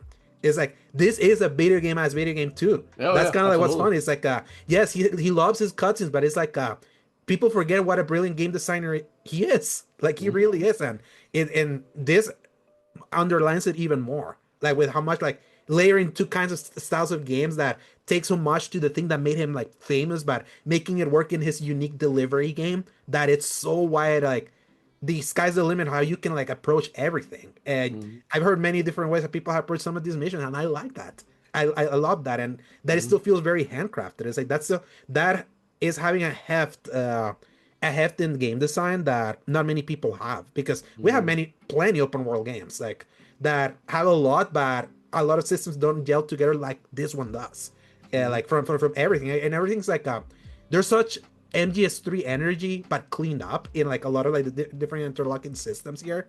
That I'm like, yeah, it's like this feels kind of like a magnum opus for him of like everything he's like taken from like his past Metal Gear legacy, what he's doing with what he did with Death Stranding, and him being that old and still having it is like it's pretty impressive. There's a reason why he's like more than 2 locales for compared to 5, so that it's already got a beat in that category. I will say now, obviously, I'm still very early. I have only I told you where I am, Alex.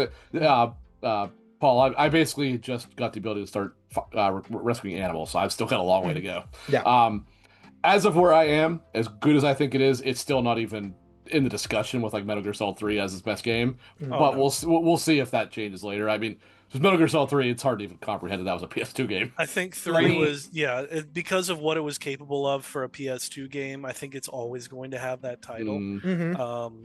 It's also one of my favorite stories ever told. So. Oh yeah. But from like a world and gameplay freedom, that's where always the Metal Gear Solid 5 crowd would make their argument, and I was like, well, I can't argue with you. Which is kind of what I was hoping that 3 would be for this, where it's like take the spirit of it and then like maybe expand a little bit, add some of that 5 freedom. I don't know, but you're talking about the remake that's coming. Yeah. But that's a whole separate situation that I don't feel like getting into. So Joe, you're yeah, I had a question for you guys. So my friend Brooks, who I mentioned earlier, who I play Fortnite with, he doesn't really like video games, to be honest with you. Like Fortnite is one of the few games he's willing to play. He enjoyed Hogwarts Legacy because he likes Harry Potter. Yeah. He's one of those. Yes. Would you? But he is a big stop fan. You right there and say no. He's a big fan of Churches, Rick, the band. He's seen them live a number of times, and he was like, they are physically represented in this game. I can tell you that. Literally there. and so he was like, Churches is in this game called Death Stranding, and I was like, that's why we were talking. I told you we were talking about it based on what you said, absolutely not. This is not a game for him. It is such a love letter to the concept of video gaming in general that he would not only miss any of the references, but I think he would only get frustrated. Like think about Death Stranding 1 at the end, where you have the crazy like classic mode fighter. And I can't think of it. I haven't played it. Rick knows. I know what you're talking about. Yes. Yeah. So it's like all of that and the classic style of all those, and the fourth wall breaks is like all of this stuff, not only to Kojima, but the concept of gaming in general, and like that just goes right over your head. And you're like, why is everybody being so weird? So I would not recommend it for that. Yeah, no, I agree. This would not be something for him at all. But a big question is like, is he open-minded?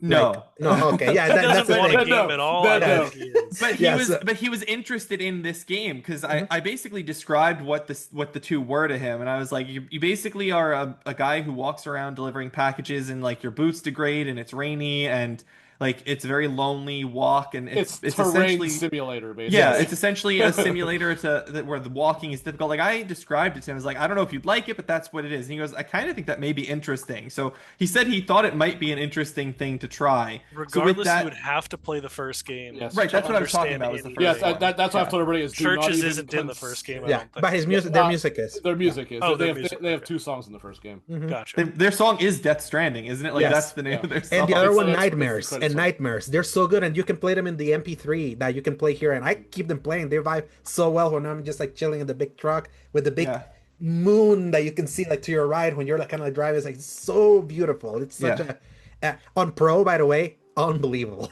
It's like this is such an unbelievably good looking game. I've been waiting to see if the director's cut will go on sale so he can play it, because I don't think he's got. It's on the sub. sale for like $30. It's on the sub. There you can have him sub for PS Extra.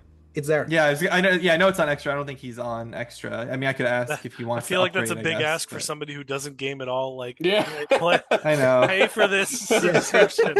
But I mean, like, This will just ask him to go buy. Paul, the this game. this is a guy who bought a PS5, bought my spare PS5 at launch, then like sold it, and then bought another, sold it at a loss, and then bought another one or something. Like, because he's just so non-committal towards games, and he enjoys them sometimes, but he kind of hates that he enjoys them. If that makes sense. He's a snob, basically. No, I wouldn't call He him. also evidently doesn't like money. No, he's terrible. He does not like money. He's very good at wasting his money on things. He's in good company here. I can relate to that. He threw away $1,000 by not going to California this weekend, which is how he ended up playing Fortnite instead, because he was supposed to be in California, but decided last second to not go. You're supposed to go to California, and he would have gotten $1,000. No, he paid the money already for the trip. Oh, and that's then even worse. threw it away. I'm going to push back on that and say it is worth $1,000 to not go to California. I'm just going to say that.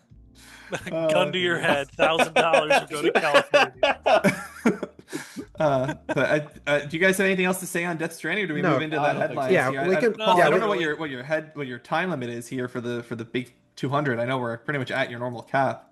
Yeah, we can go a little bit longer, but let's not linger on any one of them. All right. Yes, Joe, since you wrote these, Sure. Yeah, do it in your language, and we can kind of chime in. So Absolutely. These should be pretty quick. I'm thinking of the pirate one already. Yeah, that's why I said that. All right. Headlines. Continuing their greedy quest for as much money as possible from its obsessed fan base, Nintendo has announced that its game vouchers program will end on January 30th, 2026, but any vouchers bought before that date will be valid for 1 year from their date of purchase. The program featured the ability to buy 2 game vouchers for a specific price, resulting in a discount for the 2 games purchased. Alex, do you want to talk about that a little bit? Yeah, it's just brief. So basically, this is for $100, you got a voucher where you can buy any 2 games that were offered there.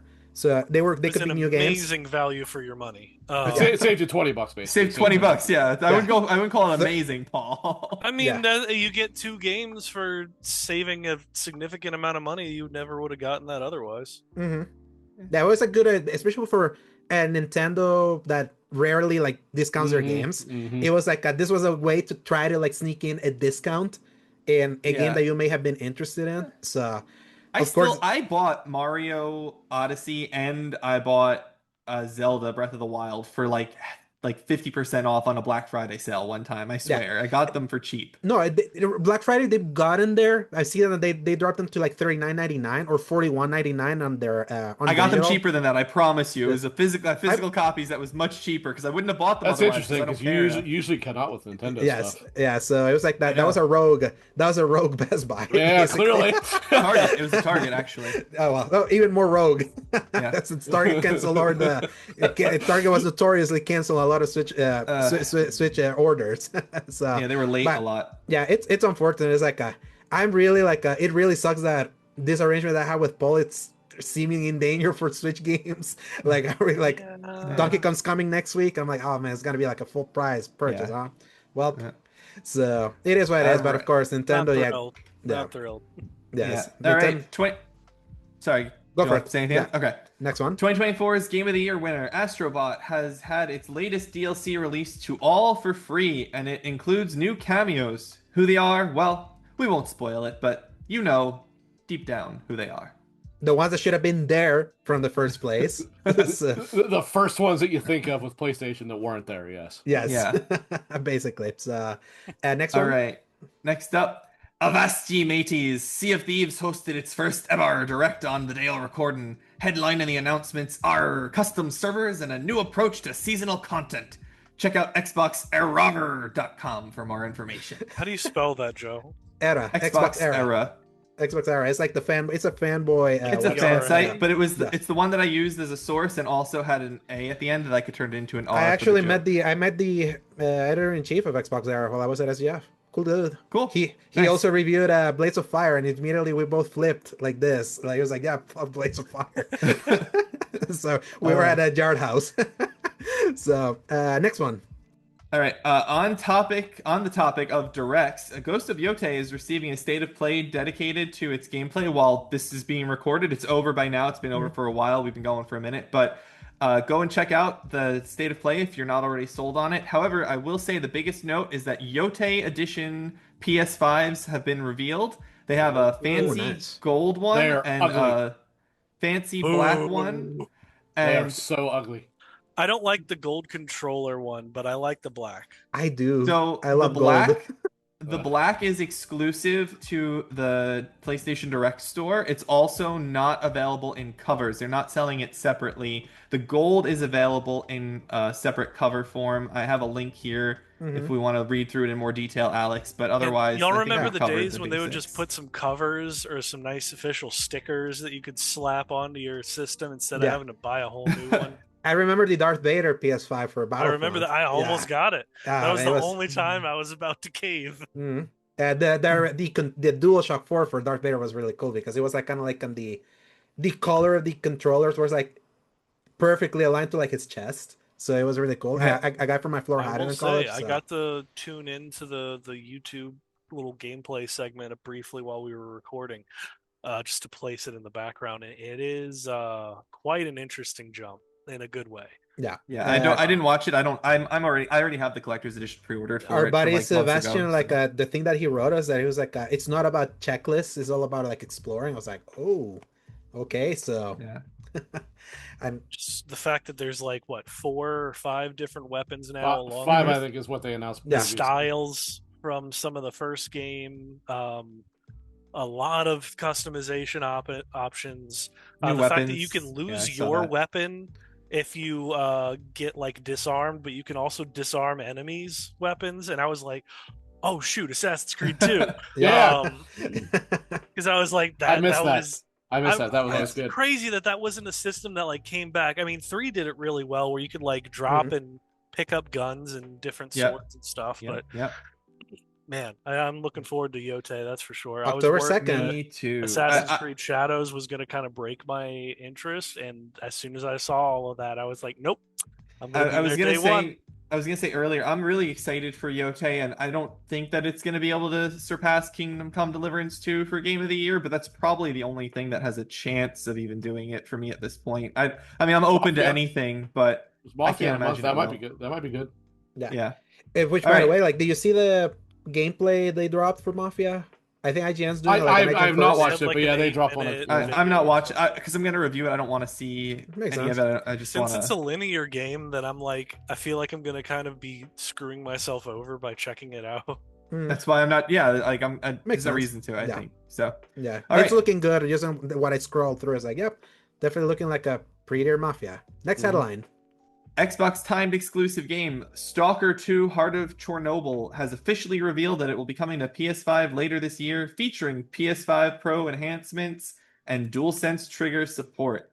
Why do people buy an Xbox again? Because I apparently just don't- Game Pass is worth it. I I will don't know. say, I do remember that, like, we already Stalker knew this 2 was was coming. So not. Yeah. Well, they Kind said of. specifically we're only working on the Xbox version and the PC version at this time. Like Yeah. they hadn't even started on it. Yeah, they only So had I like was a getting 3-month worried. exclusivity window, I think, as well. It's like they were only limited. Like if they had been working on it, Paul, they could have released it a long time ago. But Well, if they hadn't, it came down to all the fixing they had to do. They basically had to that's push. true. They had to Yes. push the porting.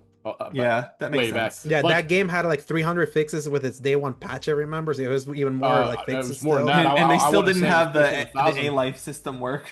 Yeah. Well, they did, but it wasn't anywhere near what it should have been. Yeah. Actually, about 2 weeks ago, I think it was, the 1.5 update released, hmm and I would argue that this is probably where it should have, like, not necessarily bug fixes and all that, but in terms of the A life and all that kind of stuff, this is probably what it should have been at launch. Yeah, I may check it out at some point. I could play on my PC as well. So Yeah, I've play never it on played PC. Stalker. I'm just kind of curious about it. But I loved it on Xbox, and that was despite how, excuse me, how much I struggled with it. So I can only It's hard. imagine. It Yeah. is hard. Yeah. It's hard, but for some reason, it's so like designed well around that like, I mean, by the third or fourth region, I was like loaded up with hundreds of bullets. I could kind of handle whatever I wanted. I'd found like one of the legendary guns, and that was carrying me pretty nicely. Because I mean, like, you hit anything with a headshot and it's dead. So I you kind of like wonder. Rainbow Six logic there. Yeah, I wonder if they're gonna add DualSense trigger support to the PC version for PC players who want. I think it already has it actually. Oh, does it? I Okay, think so, cool. yeah. Right. And actually, bear in mind, there's still a lot of support to go for this too, because there's 2 full DLC packs. Yeah, sure. And Sure. as far as I know, they haven't even, but not actually, they definitely haven't even announced them outside of the season pass, basically saying Right. what they were. Yeah. All right, next up. Next headline. Tony Hawk Pro Skater 3+4 Remake released to relatively positive reviews, but only 20% of the remade game's soundtrack comes from the original pair, a decision made by none other than the Birdman himself, stating and mysteriously hinting, "I'm hoping that discovery is half the fun, and a big reason that these soundtracks resonated in the first place. So listen and enjoy the ride. More to come, both old and new." Birdman being Tony Hawk. I was Yeah. gonna say, why is the rapper having any say in this? Yeah. That's such Tony a Hawk's bummer. nickname Yeah. is Birdman. Yeah, as someone that loves Tony Hawk Pro Skater 3, I saw a list of the song. I'm like, you guys screwed up. Like there's so much missing here. That was like so perfectly like there from the moment one in Tony Hawk Pro Skater 3. I'm like, Yeah. are you really gonna be like live servicing, like putting these songs in? Like, I think Four- I think Four like, was both old actually and new always- is 4 was always my favorite, but I can tell you right now, I don't remember any music from it. So this doesn't really affect me. However, they did change the damn structure of the game, so that does affect me. yeah, I think that he's hinting here both old and new is actually a hint of like new games. I don't know if that's a hint of just music. I feel like that Yeah. may be hinting at like Yeah. a new game or another yeah. remaster. What's interesting is that rarely any Tony Hawk will repeat their soundtrack. That was always kind of like every time you got a new one, it was always that was the game's identity, and like the synergy of like sometimes like you get a really hyped song when you're doing all these combos and you kind of like get into like that flow state. Yep. I hope they're able to recapture with the music that's not there, but to me that's a bummer because Tony Hawk 1 and 2 they got the entire like list. I do feel this is an example of Xbox being cheap, and they probably This didn't sounds want to me like where you're saying discoveries have the fun, big reason these soundtracks resonated. Listen, enjoy the ride, more to come, both old and new. That tells me they're going to sell back some of the old soundtrack and add new music. I have a potential different perspective on this. Mhm. So again, as I said, I don't really remember what the soundtracks were back then. Mhm. But back in that era, skate music was pretty largely of the punk and pop punk genre. Don't forget And- ska. I mean, I qualify that under pop punk, right? Which, not to be fair, actually, that's always been kind of my favorite genre of music. I just needed to say the word ska in one of our recordings. Nowadays, however, skate music is quite different, and I'm wondering if that plays a large role. What is it now? I have no idea. Yeah, It's shit. It's shit now. Yeah. Is what it is. Okay. It is. It's like the vibes are just different. It's like 90s punk is way different than 2025 rock. I sure learned that a lot this last The vacation. environment is completely different from like you saw somebody with a skateboard back then, and that was the coolest man you'd ever seen in your life. Right. But Yeah, you now, figure, which game was it that had Goldfinger? I think that was the original one. Like you probably would not see Goldfinger in them now because it's not the kind of music that today's skaters like. Mhm. Right. They like kind of hip hop almost, I guess. it's really just a time capsule, and I think anybody trying to recapture it is either going to misunderstand or try miss to the recapture current audience. Yeah. Next headline, Joe. All right, Tokyo Game Show, which starts September 25th, 2025, is confirmed to have exhibitors the likes of Sony Interactive Entertainment, Sega, Square Enix, Kojima Productions, Capcom, and more. With such a powerful lineup, will TGS regain some of its former glory? Probably not. It's slowly what getting would it have there. to regain? It's Yeah. fine. It's fine. Yeah, it's fine. I mean, you're TGS right, never but, lost like, any glory. Yeah. TGS used to be like a big deal. I remember like being really excited for TGS in like the early Kingdom Hearts days, always hoping for more Kingdom Hearts news. I remember those days too. Well, the big thing about it is that the gaming media is a bunch of pussies now. Yeah. So that's why. That's honestly why. Since TGS is a media only event, like them all turning into pussies and being assholes. That's why it ruined the whole thing. But the event itself is still fine. Yeah. I would say that a lot of these guys used to skip TGS and now they're kind of like going back. So it's kind of like a sign that it's gaining importance again. Like especially Sony, this makes sense, especially with the Hiroki Totoki mentioning that they want to like formalize Japan centric development again after like how much money cost all the emphasis they did with America. So it makes sense that they will kind of want to be there because they kind of want to court, because this shows where what I learned is like these developers kind of go there to go court like other developers kind of work for them. And I can imagine Sony needs to like fill out the schedule because the stable's empty. So next headline, Joe. All right. Stop Killing Games. The EU initiative founded by a YouTube channel, Accursed Farms' Ross Scott, has seemingly crossed its threshold for signature in the EU. Now, this doesn't mean anything until the EU Parliament takes action, but it's noteworthy nonetheless because it has reached over 1 million signatures, supposedly. Again, there could be some tossed out. For those unaware, the initiative is in essence a way to prevent video game publishers from killing live service games when they end support. We won't comment further here given the complex nature, but that is what the petition is purporting to have as its goal. Joe, is there a TLDR you can do with this one that won't take too much? Yeah. So essentially, Europe is interesting in that it's multiple nation states that have combined into a single entity to form the European Union.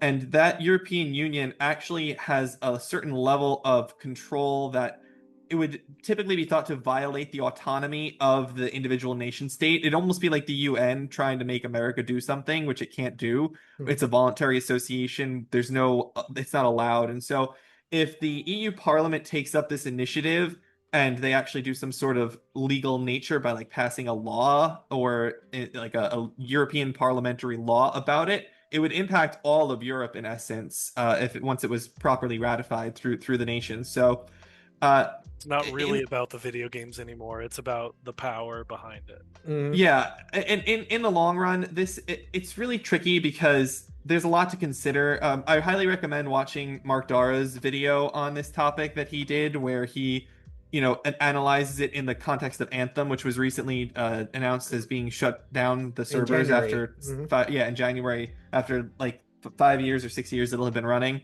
So it's really important to pay attention to this sort of thing because it's almost as though this petition is trying to upend the structure that video games are developed and sold in. And if this were to go through, it would have a major impact on just developing games, depending on how it's written, of course, because what they're asking for is the game has to be able to be played. But what does it mean to be played? Does it have to be completely playable, all the features, all the support, all the online, or do you just have to be able to boot it up and run around in a world? It's a big open question, and it's going to require a lot of negotiating and lawyering, to be honest, to sort through these definitions if it actually passes all the signature thresholds in each of the countries. Yeah. So basically, like, let's say if this had passed early last year, Concord would still be kind of like playable at this point because like they shut it off and completely like deleted it and all that. This kind of online games that stopped functioning after like they shut down, like this would prevent that from making those purchases. That's the goal. That is the goal, Alex. But to be clear, we don't know what it would do because the wording of a petition is not a wording of a law. So it would very much depend on how the law finally ends up being written.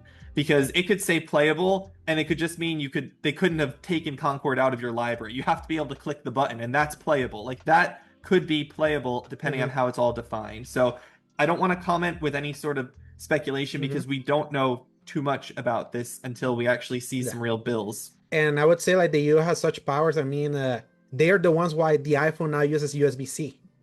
Like they made that a law, right? It was like it needed to like be all standardized. It is a regulation that they need to use the USB-C. Yeah, that's correct. So they got power. So if they get that in, they do. Gonna like they do for sure. The EU is a very powerful body. Absolutely, it is. It's one of the reasons why Microsoft was so cautious with it when it came to getting the Activision Blizzard deal done. Like they worked with them. Yeah. It was, the EU never tried to stop it, but EU was the bigger hurdle compared to everyone else and that's why they focused on them so much, because they do have that power. So, the UK was the one that like tried to put a stop to them. So all right. Next headline. The long-rumored Final Fantasy IX remake continues to be rumored, with reports from noted leaker Nate the Hate that he had heard the game had run into some trouble, but it was still in development at last he checked, but he would be following up to be sure. I haven't heard anything new on this one since late last week. And this was follow-up to the follow-up, because he had probably heard that it was canceled, but then he followed up, but then it was like, no, I'm walking back the canceled stuff. And we're talking with Paul, and like personally, I think it was early this week. It was like poor Final Fantasy IX fans, like the blue balls. They probably felt like with all this, we have all this art, we have this like this special movie about FF9, and all that. It's like, where's the game? We got a 1 minute little animated compilation video. You know what it reminds me of? Have you guys all seen John Wick? The second one? I've only seen the first one. I have seen the second one, but the one with Halle Berry. That was the third one. That was the third one? Okay. Yeah, remember the part when they go in the desert and she pulls out the bottle of water? Dogs, and then gives him nothing? That's what it feels like as a Final Fantasy IX fan. Oh, goodness. Yes. I mean, the up-res PS4, PC port, that's like basically, it can still be played there, but it's like Final Fantasy IX was in the NVIDIA leak. The NVIDIA leak has proven I think it's the only thing missing from the NVIDIA leak from an official announcement now. Yeah, the last one. So it's like, well, I was just saying I never played 9. I would love a remake. That's not true, by the way, because Crisis 4 technically still, it has been announced, but it does not exist as of now either. Yes, right. But it was like, saying almost everything that we don't know is real. Yeah, they basically said that they've started work on the next Crisis. Maybe 2 years ago. Yeah, because it was like after the layoffs that Crytek happened or something. That's kind of like how it was revealed that Crisis 4 was like in preliminary work. So it was like, oh, another one in the NVIDIA leak. It's insane how accurate it actually was. Like Tactics, Final Fantasy Tactics was there in the NVIDIA leak too. So that was like another reminder of how good that was. So I would like 9 to be remade. I want all of the Final Fantasies remade because I want to play them, and I don't want to play them in their old versions. Next headline. That's it. Yeah, that's all I had to say on that. Next headline is Virtuos, the studio primarily responsible for porting many games, and most recently, and perhaps most notably, The Elder Scrolls 4 Oblivion Remastered. They also did that really bad Outer Worlds port, I think. Yeah. They're also doing Metal Gear Solid 3 Delta and all the Cyberpunk updates. So you pretty much undersold what they actually do here. But okay. Has stated, in its opinion, porting games that run at 60 FPS on the Xbox Series S to Switch 2 would be an easy task. VGC has the story here. Essentially, the story for this one was the technical director of the studio commented on the how easy GPU and CPU power of the Switch 2 and said that the DLSS capabilities of Switch 2 would be able to compensate for the weaker GPU that it has, and that the CPU of the console is roughly on par with the PS4. So GPU throttled games are going to be okay because they have the DLSS, and CPU games might struggle a little bit more, but it should still be able to port things. That was the gist of what he said there. Yeah, it's interesting. I would say that after watching Cyberpunk on the Switch, on Switch 2, that's an impressive port. Like, I believe more that like with smart developing and using DLSS and all that, you can get like these downscaled versions in that system like actually work and be like pretty impressive. Like I played a lot of that on my brother-in-law's like Switch 2, like he had it there, and I played. I was like, this is wild that this is like. And then if you play it handheld mode, like it generally looks like it could be like a high end PC version. It really does. It's really insane. Paul, you were like, if you're able to buy a Cyberpunk on Switch 2, holy crap. If I like, had the money to restart it on the Switch 2, I'd probably have the time of my life. And the thing is that you don't even have to restart it. Just pick your save. Yep. It has cross save. Yeah, I actually true. take every opportunity to restart a save on something anyway, so that doesn't really matter to me. But there is a 2.3 update coming at who knows when at this that point. Part, I'm curious what that's going to be about, because I mean now they've confirmed the Cyberpunk Edge Runners 2 is going to be a thing, so they're going to add content from that into the game. It's funny you say that, Paul. Speaking of the next headline. Cyberpunk Edge Runners, the anime based on the video game by CD Projekt Red, which itself is based on the tabletop RPG by Mike Pondsmith, is getting a second season on Netflix. The first season premiered in 2022 and was a hit, boosting sales of the then beleaguered game after its disastrous late 2020 launch. Additionally, Cyberpunk 2077's base version is included in the PS Plus Extra catalog starting this month. Yeah. Say it, Rick. Everyone's ready to cry again. Everyone is ready to cry again. Damn you, Joe. I skipped it because I don't know what it means. It means Edge Runners is the most depressing ass show you'll ever watch in your life. I never watched it because I haven't played. I only played an hour. Depressing. I only played an hour of 2077, so I haven't seen the anime because I heard the anime spoils the game. So I'll watch the. It has nothing to do with the game whatsoever. It has nothing to do with the game whatsoever. I heard. Okay, I'll get there at some point. It's on my list. I've been watching like lots of things lately, with like Crunchyroll and Paramount Plus and all these things, so I'm deep in the TV weeds when I'm not. Yeah, it basically introduces one character from the game, and that's it. Yeah, my cousin Isabel loved Edge Runner. She loved it. It's incredible. It's incredible. Yeah, and and it's like I'm glad that the base version is now on PS Extra for those that haven't played it yet. So I know that was awesome. Final headline. Final headline. This is a little bit of a chunky one, but we can do it. Yes. In the wake of last week's bloodbath at Microsoft, during which time more than 9,000 employees lost their jobs, including the closure of the initiative, cancellation of its Perfect Dark game, the slashing of Turn 10's team size, and more, third-party game developer Romero Games, founded by legendary game creator John Romero and his wife Brenda Romero, has lost its funding from an unknown publisher that we all know as Microsoft. The iconic couple have said the studio is still open despite reports to the contrary, and they're working with other publishers to secure new funding. What kind of lunatic withdraws funding from the Romeros, for goodness sake? Oh, right, an AI-obsessed one. Thankfully, the entire Xbox executive suite are still in charge of the ship crashing into the mountain. I don't know why there's a ship on land, but I'll take that. It's Xbox. That's why. Yeah, I would have taken the iceberg analogy there, but it's like, we completely missed you guys didn't talk about the bloodbath last week, right? So we did not. We skipped all the news. I made a joke about it, but that was the last thing said out of Rick's mouth was a joke about it. Oh man, yeah, but it's like, what a disaster with Micro. Like seriously, it's like at this point, if you go to bat for Xbox at all again, you really need to take a very hard look at the mirror yourself. Because there is nothing about Xbox that's worth defending anymore. Nothing. Yeah. And except the fact that Avowed is pretty good. I really like. Like I said, there is nothing about Xbox that is worth defending anymore. You can't even go back on the exclusives anymore because they're just selling those off bit by bit. Yeah. I really liked Avowed. Avowed's going to be on my Game of the Year list, by the way. It's going to be up there. Oh my god. It's going to be up there. It's going to be in like probably the top 5 of the year, I would say. Wait, for what you said? Avowed will be on my top 5 of the Game of the Year. I really like that. I gave it an 8.5 for Season Gaming because I had crazy technical crashes, but it was really fun. It was very refreshing after. Granted, a lot of that was coming off of really recently released Dragon Age: The Veilguard, so maybe some of that was rose-colored glasses over the lack of. I will take Veilguard in every way, shape, and form every day of the week. Interesting. Yeah. I think it's an infinitely better game than Avowed. Anyway, I gave it the same score. I think I might agree with that actually. Because at least Veilguard made me feel something. Yeah. Avowed made me feel Avowed has good combat. I'll give it that. Avowed does have good combat. That's the only thing about it that's good. All right, everyone. That will do for the headlines. Should I read the games, Alex? I would say like Paul used to do these. Let's have him do it this time. Sure. So. All right. Go for it, Paulie. We've got 2025 releases from July 13th to July 19th. That's right? Yes, it is. Destiny 2, The Edge of Fate, PlayStation 5, Xbox Series X and S, PlayStation 4, Xbox One, and PC on July 15th.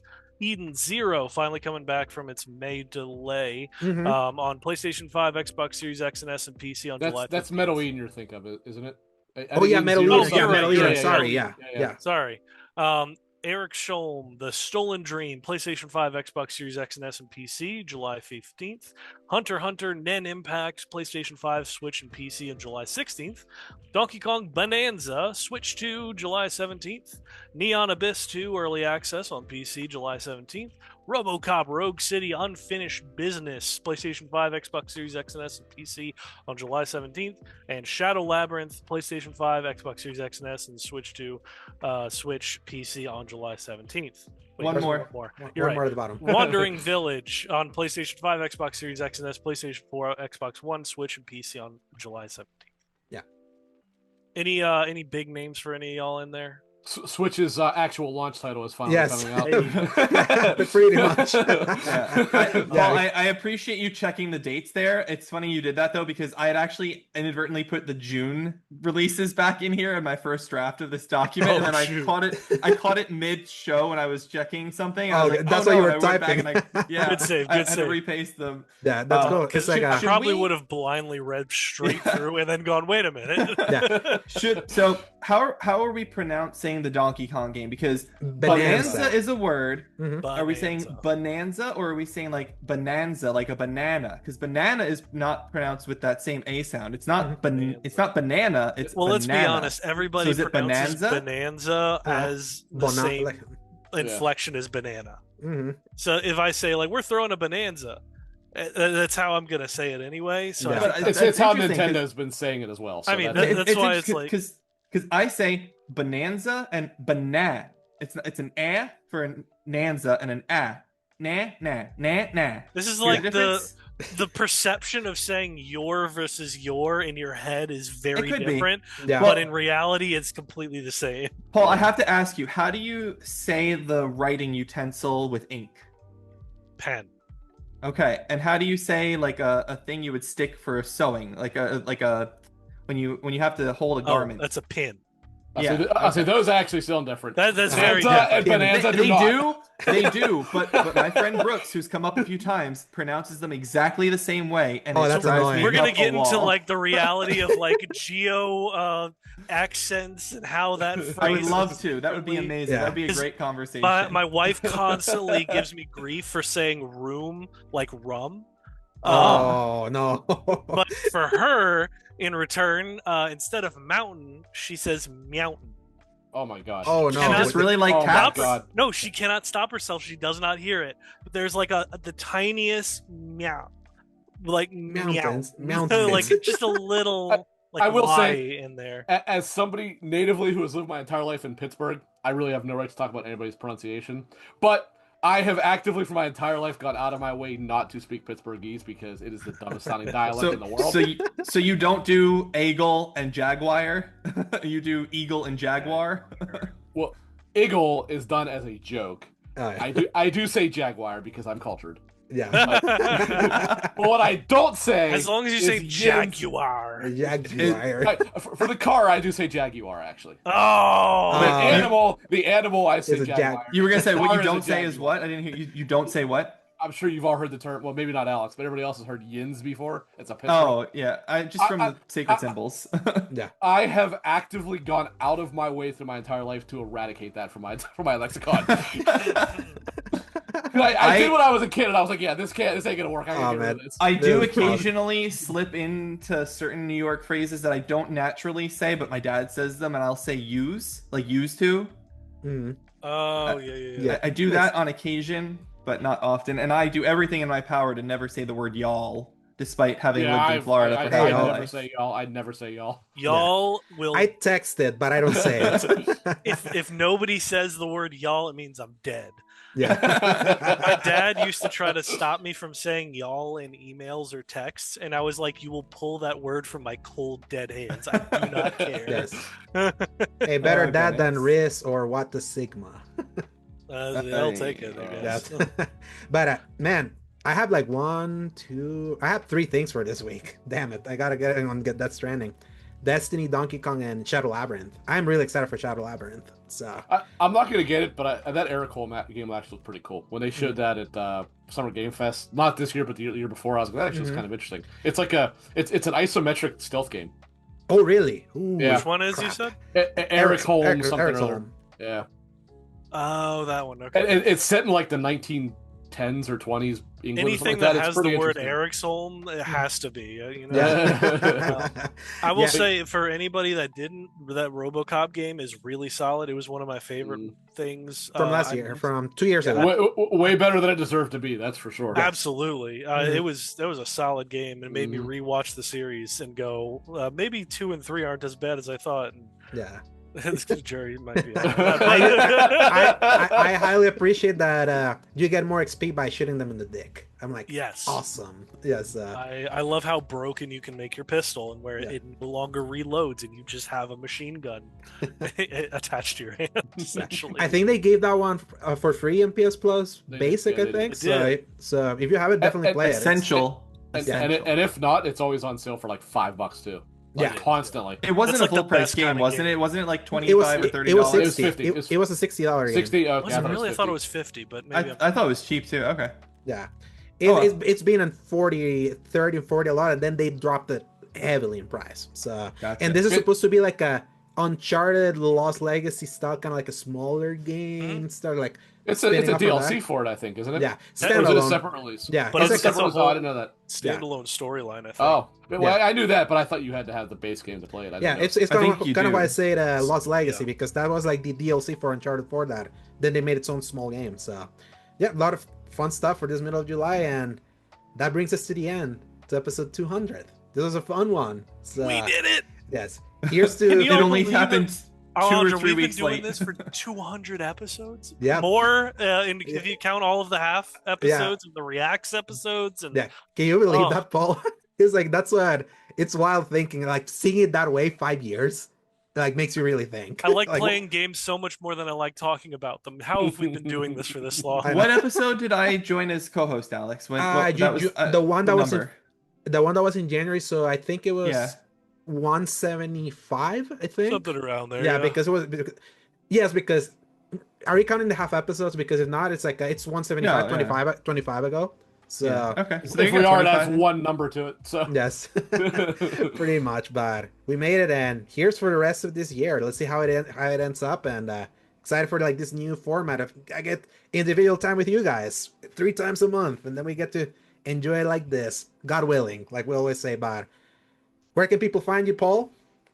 As always, y'all can find me at Dork of Art on Twitter. I have finally been getting a better rotation system, that's a good word, of posting the random times that I break something. The last thing I did was in Helldivers 2. I believe I made one of those crazy walkers fly about 50 feet into the air and explode.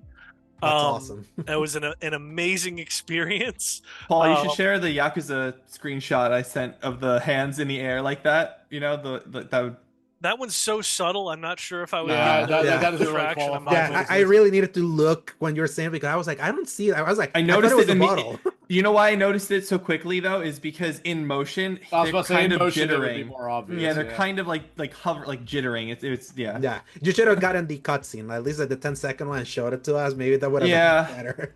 So. I will say I usually only post like the most obvious things because I only do like 15 to 30 seconds, and I need the point to get across so quickly. For sure. Clearly. But also, the only person that ever likes it is usually Alejandro or both. So I retweet it. My audience is really ready for that burst. You know, maybe the Yakuza deep cut is what I'm looking for. Always the Yakuza deep cut. Did you guys watch the clip that I sent you of the very funny thing that I uploaded? And I did. I got a good laugh. I think I did, but I'm blanking out on what it was all of a sudden. Yeah. Rick, you gotta watch. It was the end of that sub story where with the machine gun. Man, I'm blanking out. It was when we were talking. It was like the clip that you sent when you were talking about how you like you wouldn't be able to play that in front of your wife or something like that. I think it was that one, right? No, that was something different. That was a different one. That was the clip. Here we go. Yes, it's because she does something unspeakable, and the other dude with the machine gun fires at him, and Ichiban has to run away. I remember now. Okay. Yes. Yeah. I make them all Rick, it's together. so funny. It's so funny. Yeah, Yeah, we even got derailed on the sign off here. Yeah. I know. Sorry. Where can everybody find y'all? Yeah, Joe, where can people find you? You can find me at Joseph_Law_Rusa on Twitter /X. You can find my writing at Season Gaming. Soon I'll have Mafia. That's about a month from now. Less than a month till that's out. Obviously, the review may come later than that. I don't know exactly. We're not sure if we're getting code for it yet. But I will have that written and posted on that website as soon as possible. I'm excited to play it. But that's pretty much it. Go and check my Mind's Eye review because it's a perfectly okay game. No matter what The everyone else perfectly thinks. okay 34, 28 Metacritic. If you want to wonder what universe you're in, yeah, go read that review. Rick, where can people find you? Butch4969 on all the socials. YouTube.com/spreadingthenerd. Fridays, 7:30 p.m. Eastern Standard Time with my buddy Clint, and we will be stupid and act like idiots. Yeah, and sometimes I show up there once in a while. Sometimes. And you can find me at _Dursegovia on Twitter, the fun place. You can also find me at A Segovia on Blue Sky, the Mormon place. And then you can find me at seasongaming.com, where I post my reviews and whatever feature I do. I haven't written one since Blades of Fire, so I'm wondering if I'll do Death Stranding if I finish it soon. But it may be a feature. I don't think anyone else is gonna do it. Oh no. But even though there's I know Luis is playing it too, but I don't think he's gonna review it. But if I finish it, but I just kind of want to savor it. I'm not feeling like want this to be over. But and you can always find us here at the X Bottom Podcast every Fridays on YouTube and Spotify. Even though the last 3 weeks you have 2 weeks we didn't have it in Spotify because we had YouTube exclusive episodes. Because fun fact, we're maybe testing something for later on that I will reveal for later. But I want to thank everyone that listens and watches throughout this entire time. Like when it was just me and Paul, we were barely getting any views until we got into audio. We started to be like, we got an audience there. Holy crap! And I see the viewership uptick in videos. It's like, hey, we may be small, but as long as it's like slow and steady, we're not doing anything like. We're not pumping our numbers. It's like this is all natural, and I enjoy that. This is because I did see we had a new subscriber last week when I was uploading the video. We had a new subscriber. They haven't seen me yet. They're gonna subscribe as soon as they get a chance. Oh yeah, but I'm really thankful for this. Really thankful for all of you. Thank you, and excited to keep doing this, like bigger, better, and stronger. But thank you for everyone. Enjoy the rest of this weekend. Enjoy playing some games. Enjoy July, as long as you're like melting or surviving a tornado like the people in Washington D.C. yesterday, because my family was there. Or a gatequake if you're surviving a gatequake. Yeah, or freezing if you're on the other side of the planet. Oh yeah, depending on where you are. Down under. Oh yes, or rains like it is over here. But enjoy your weekend, play some games, and Press X to play. Good night, everybody. Hasta la vista, baby.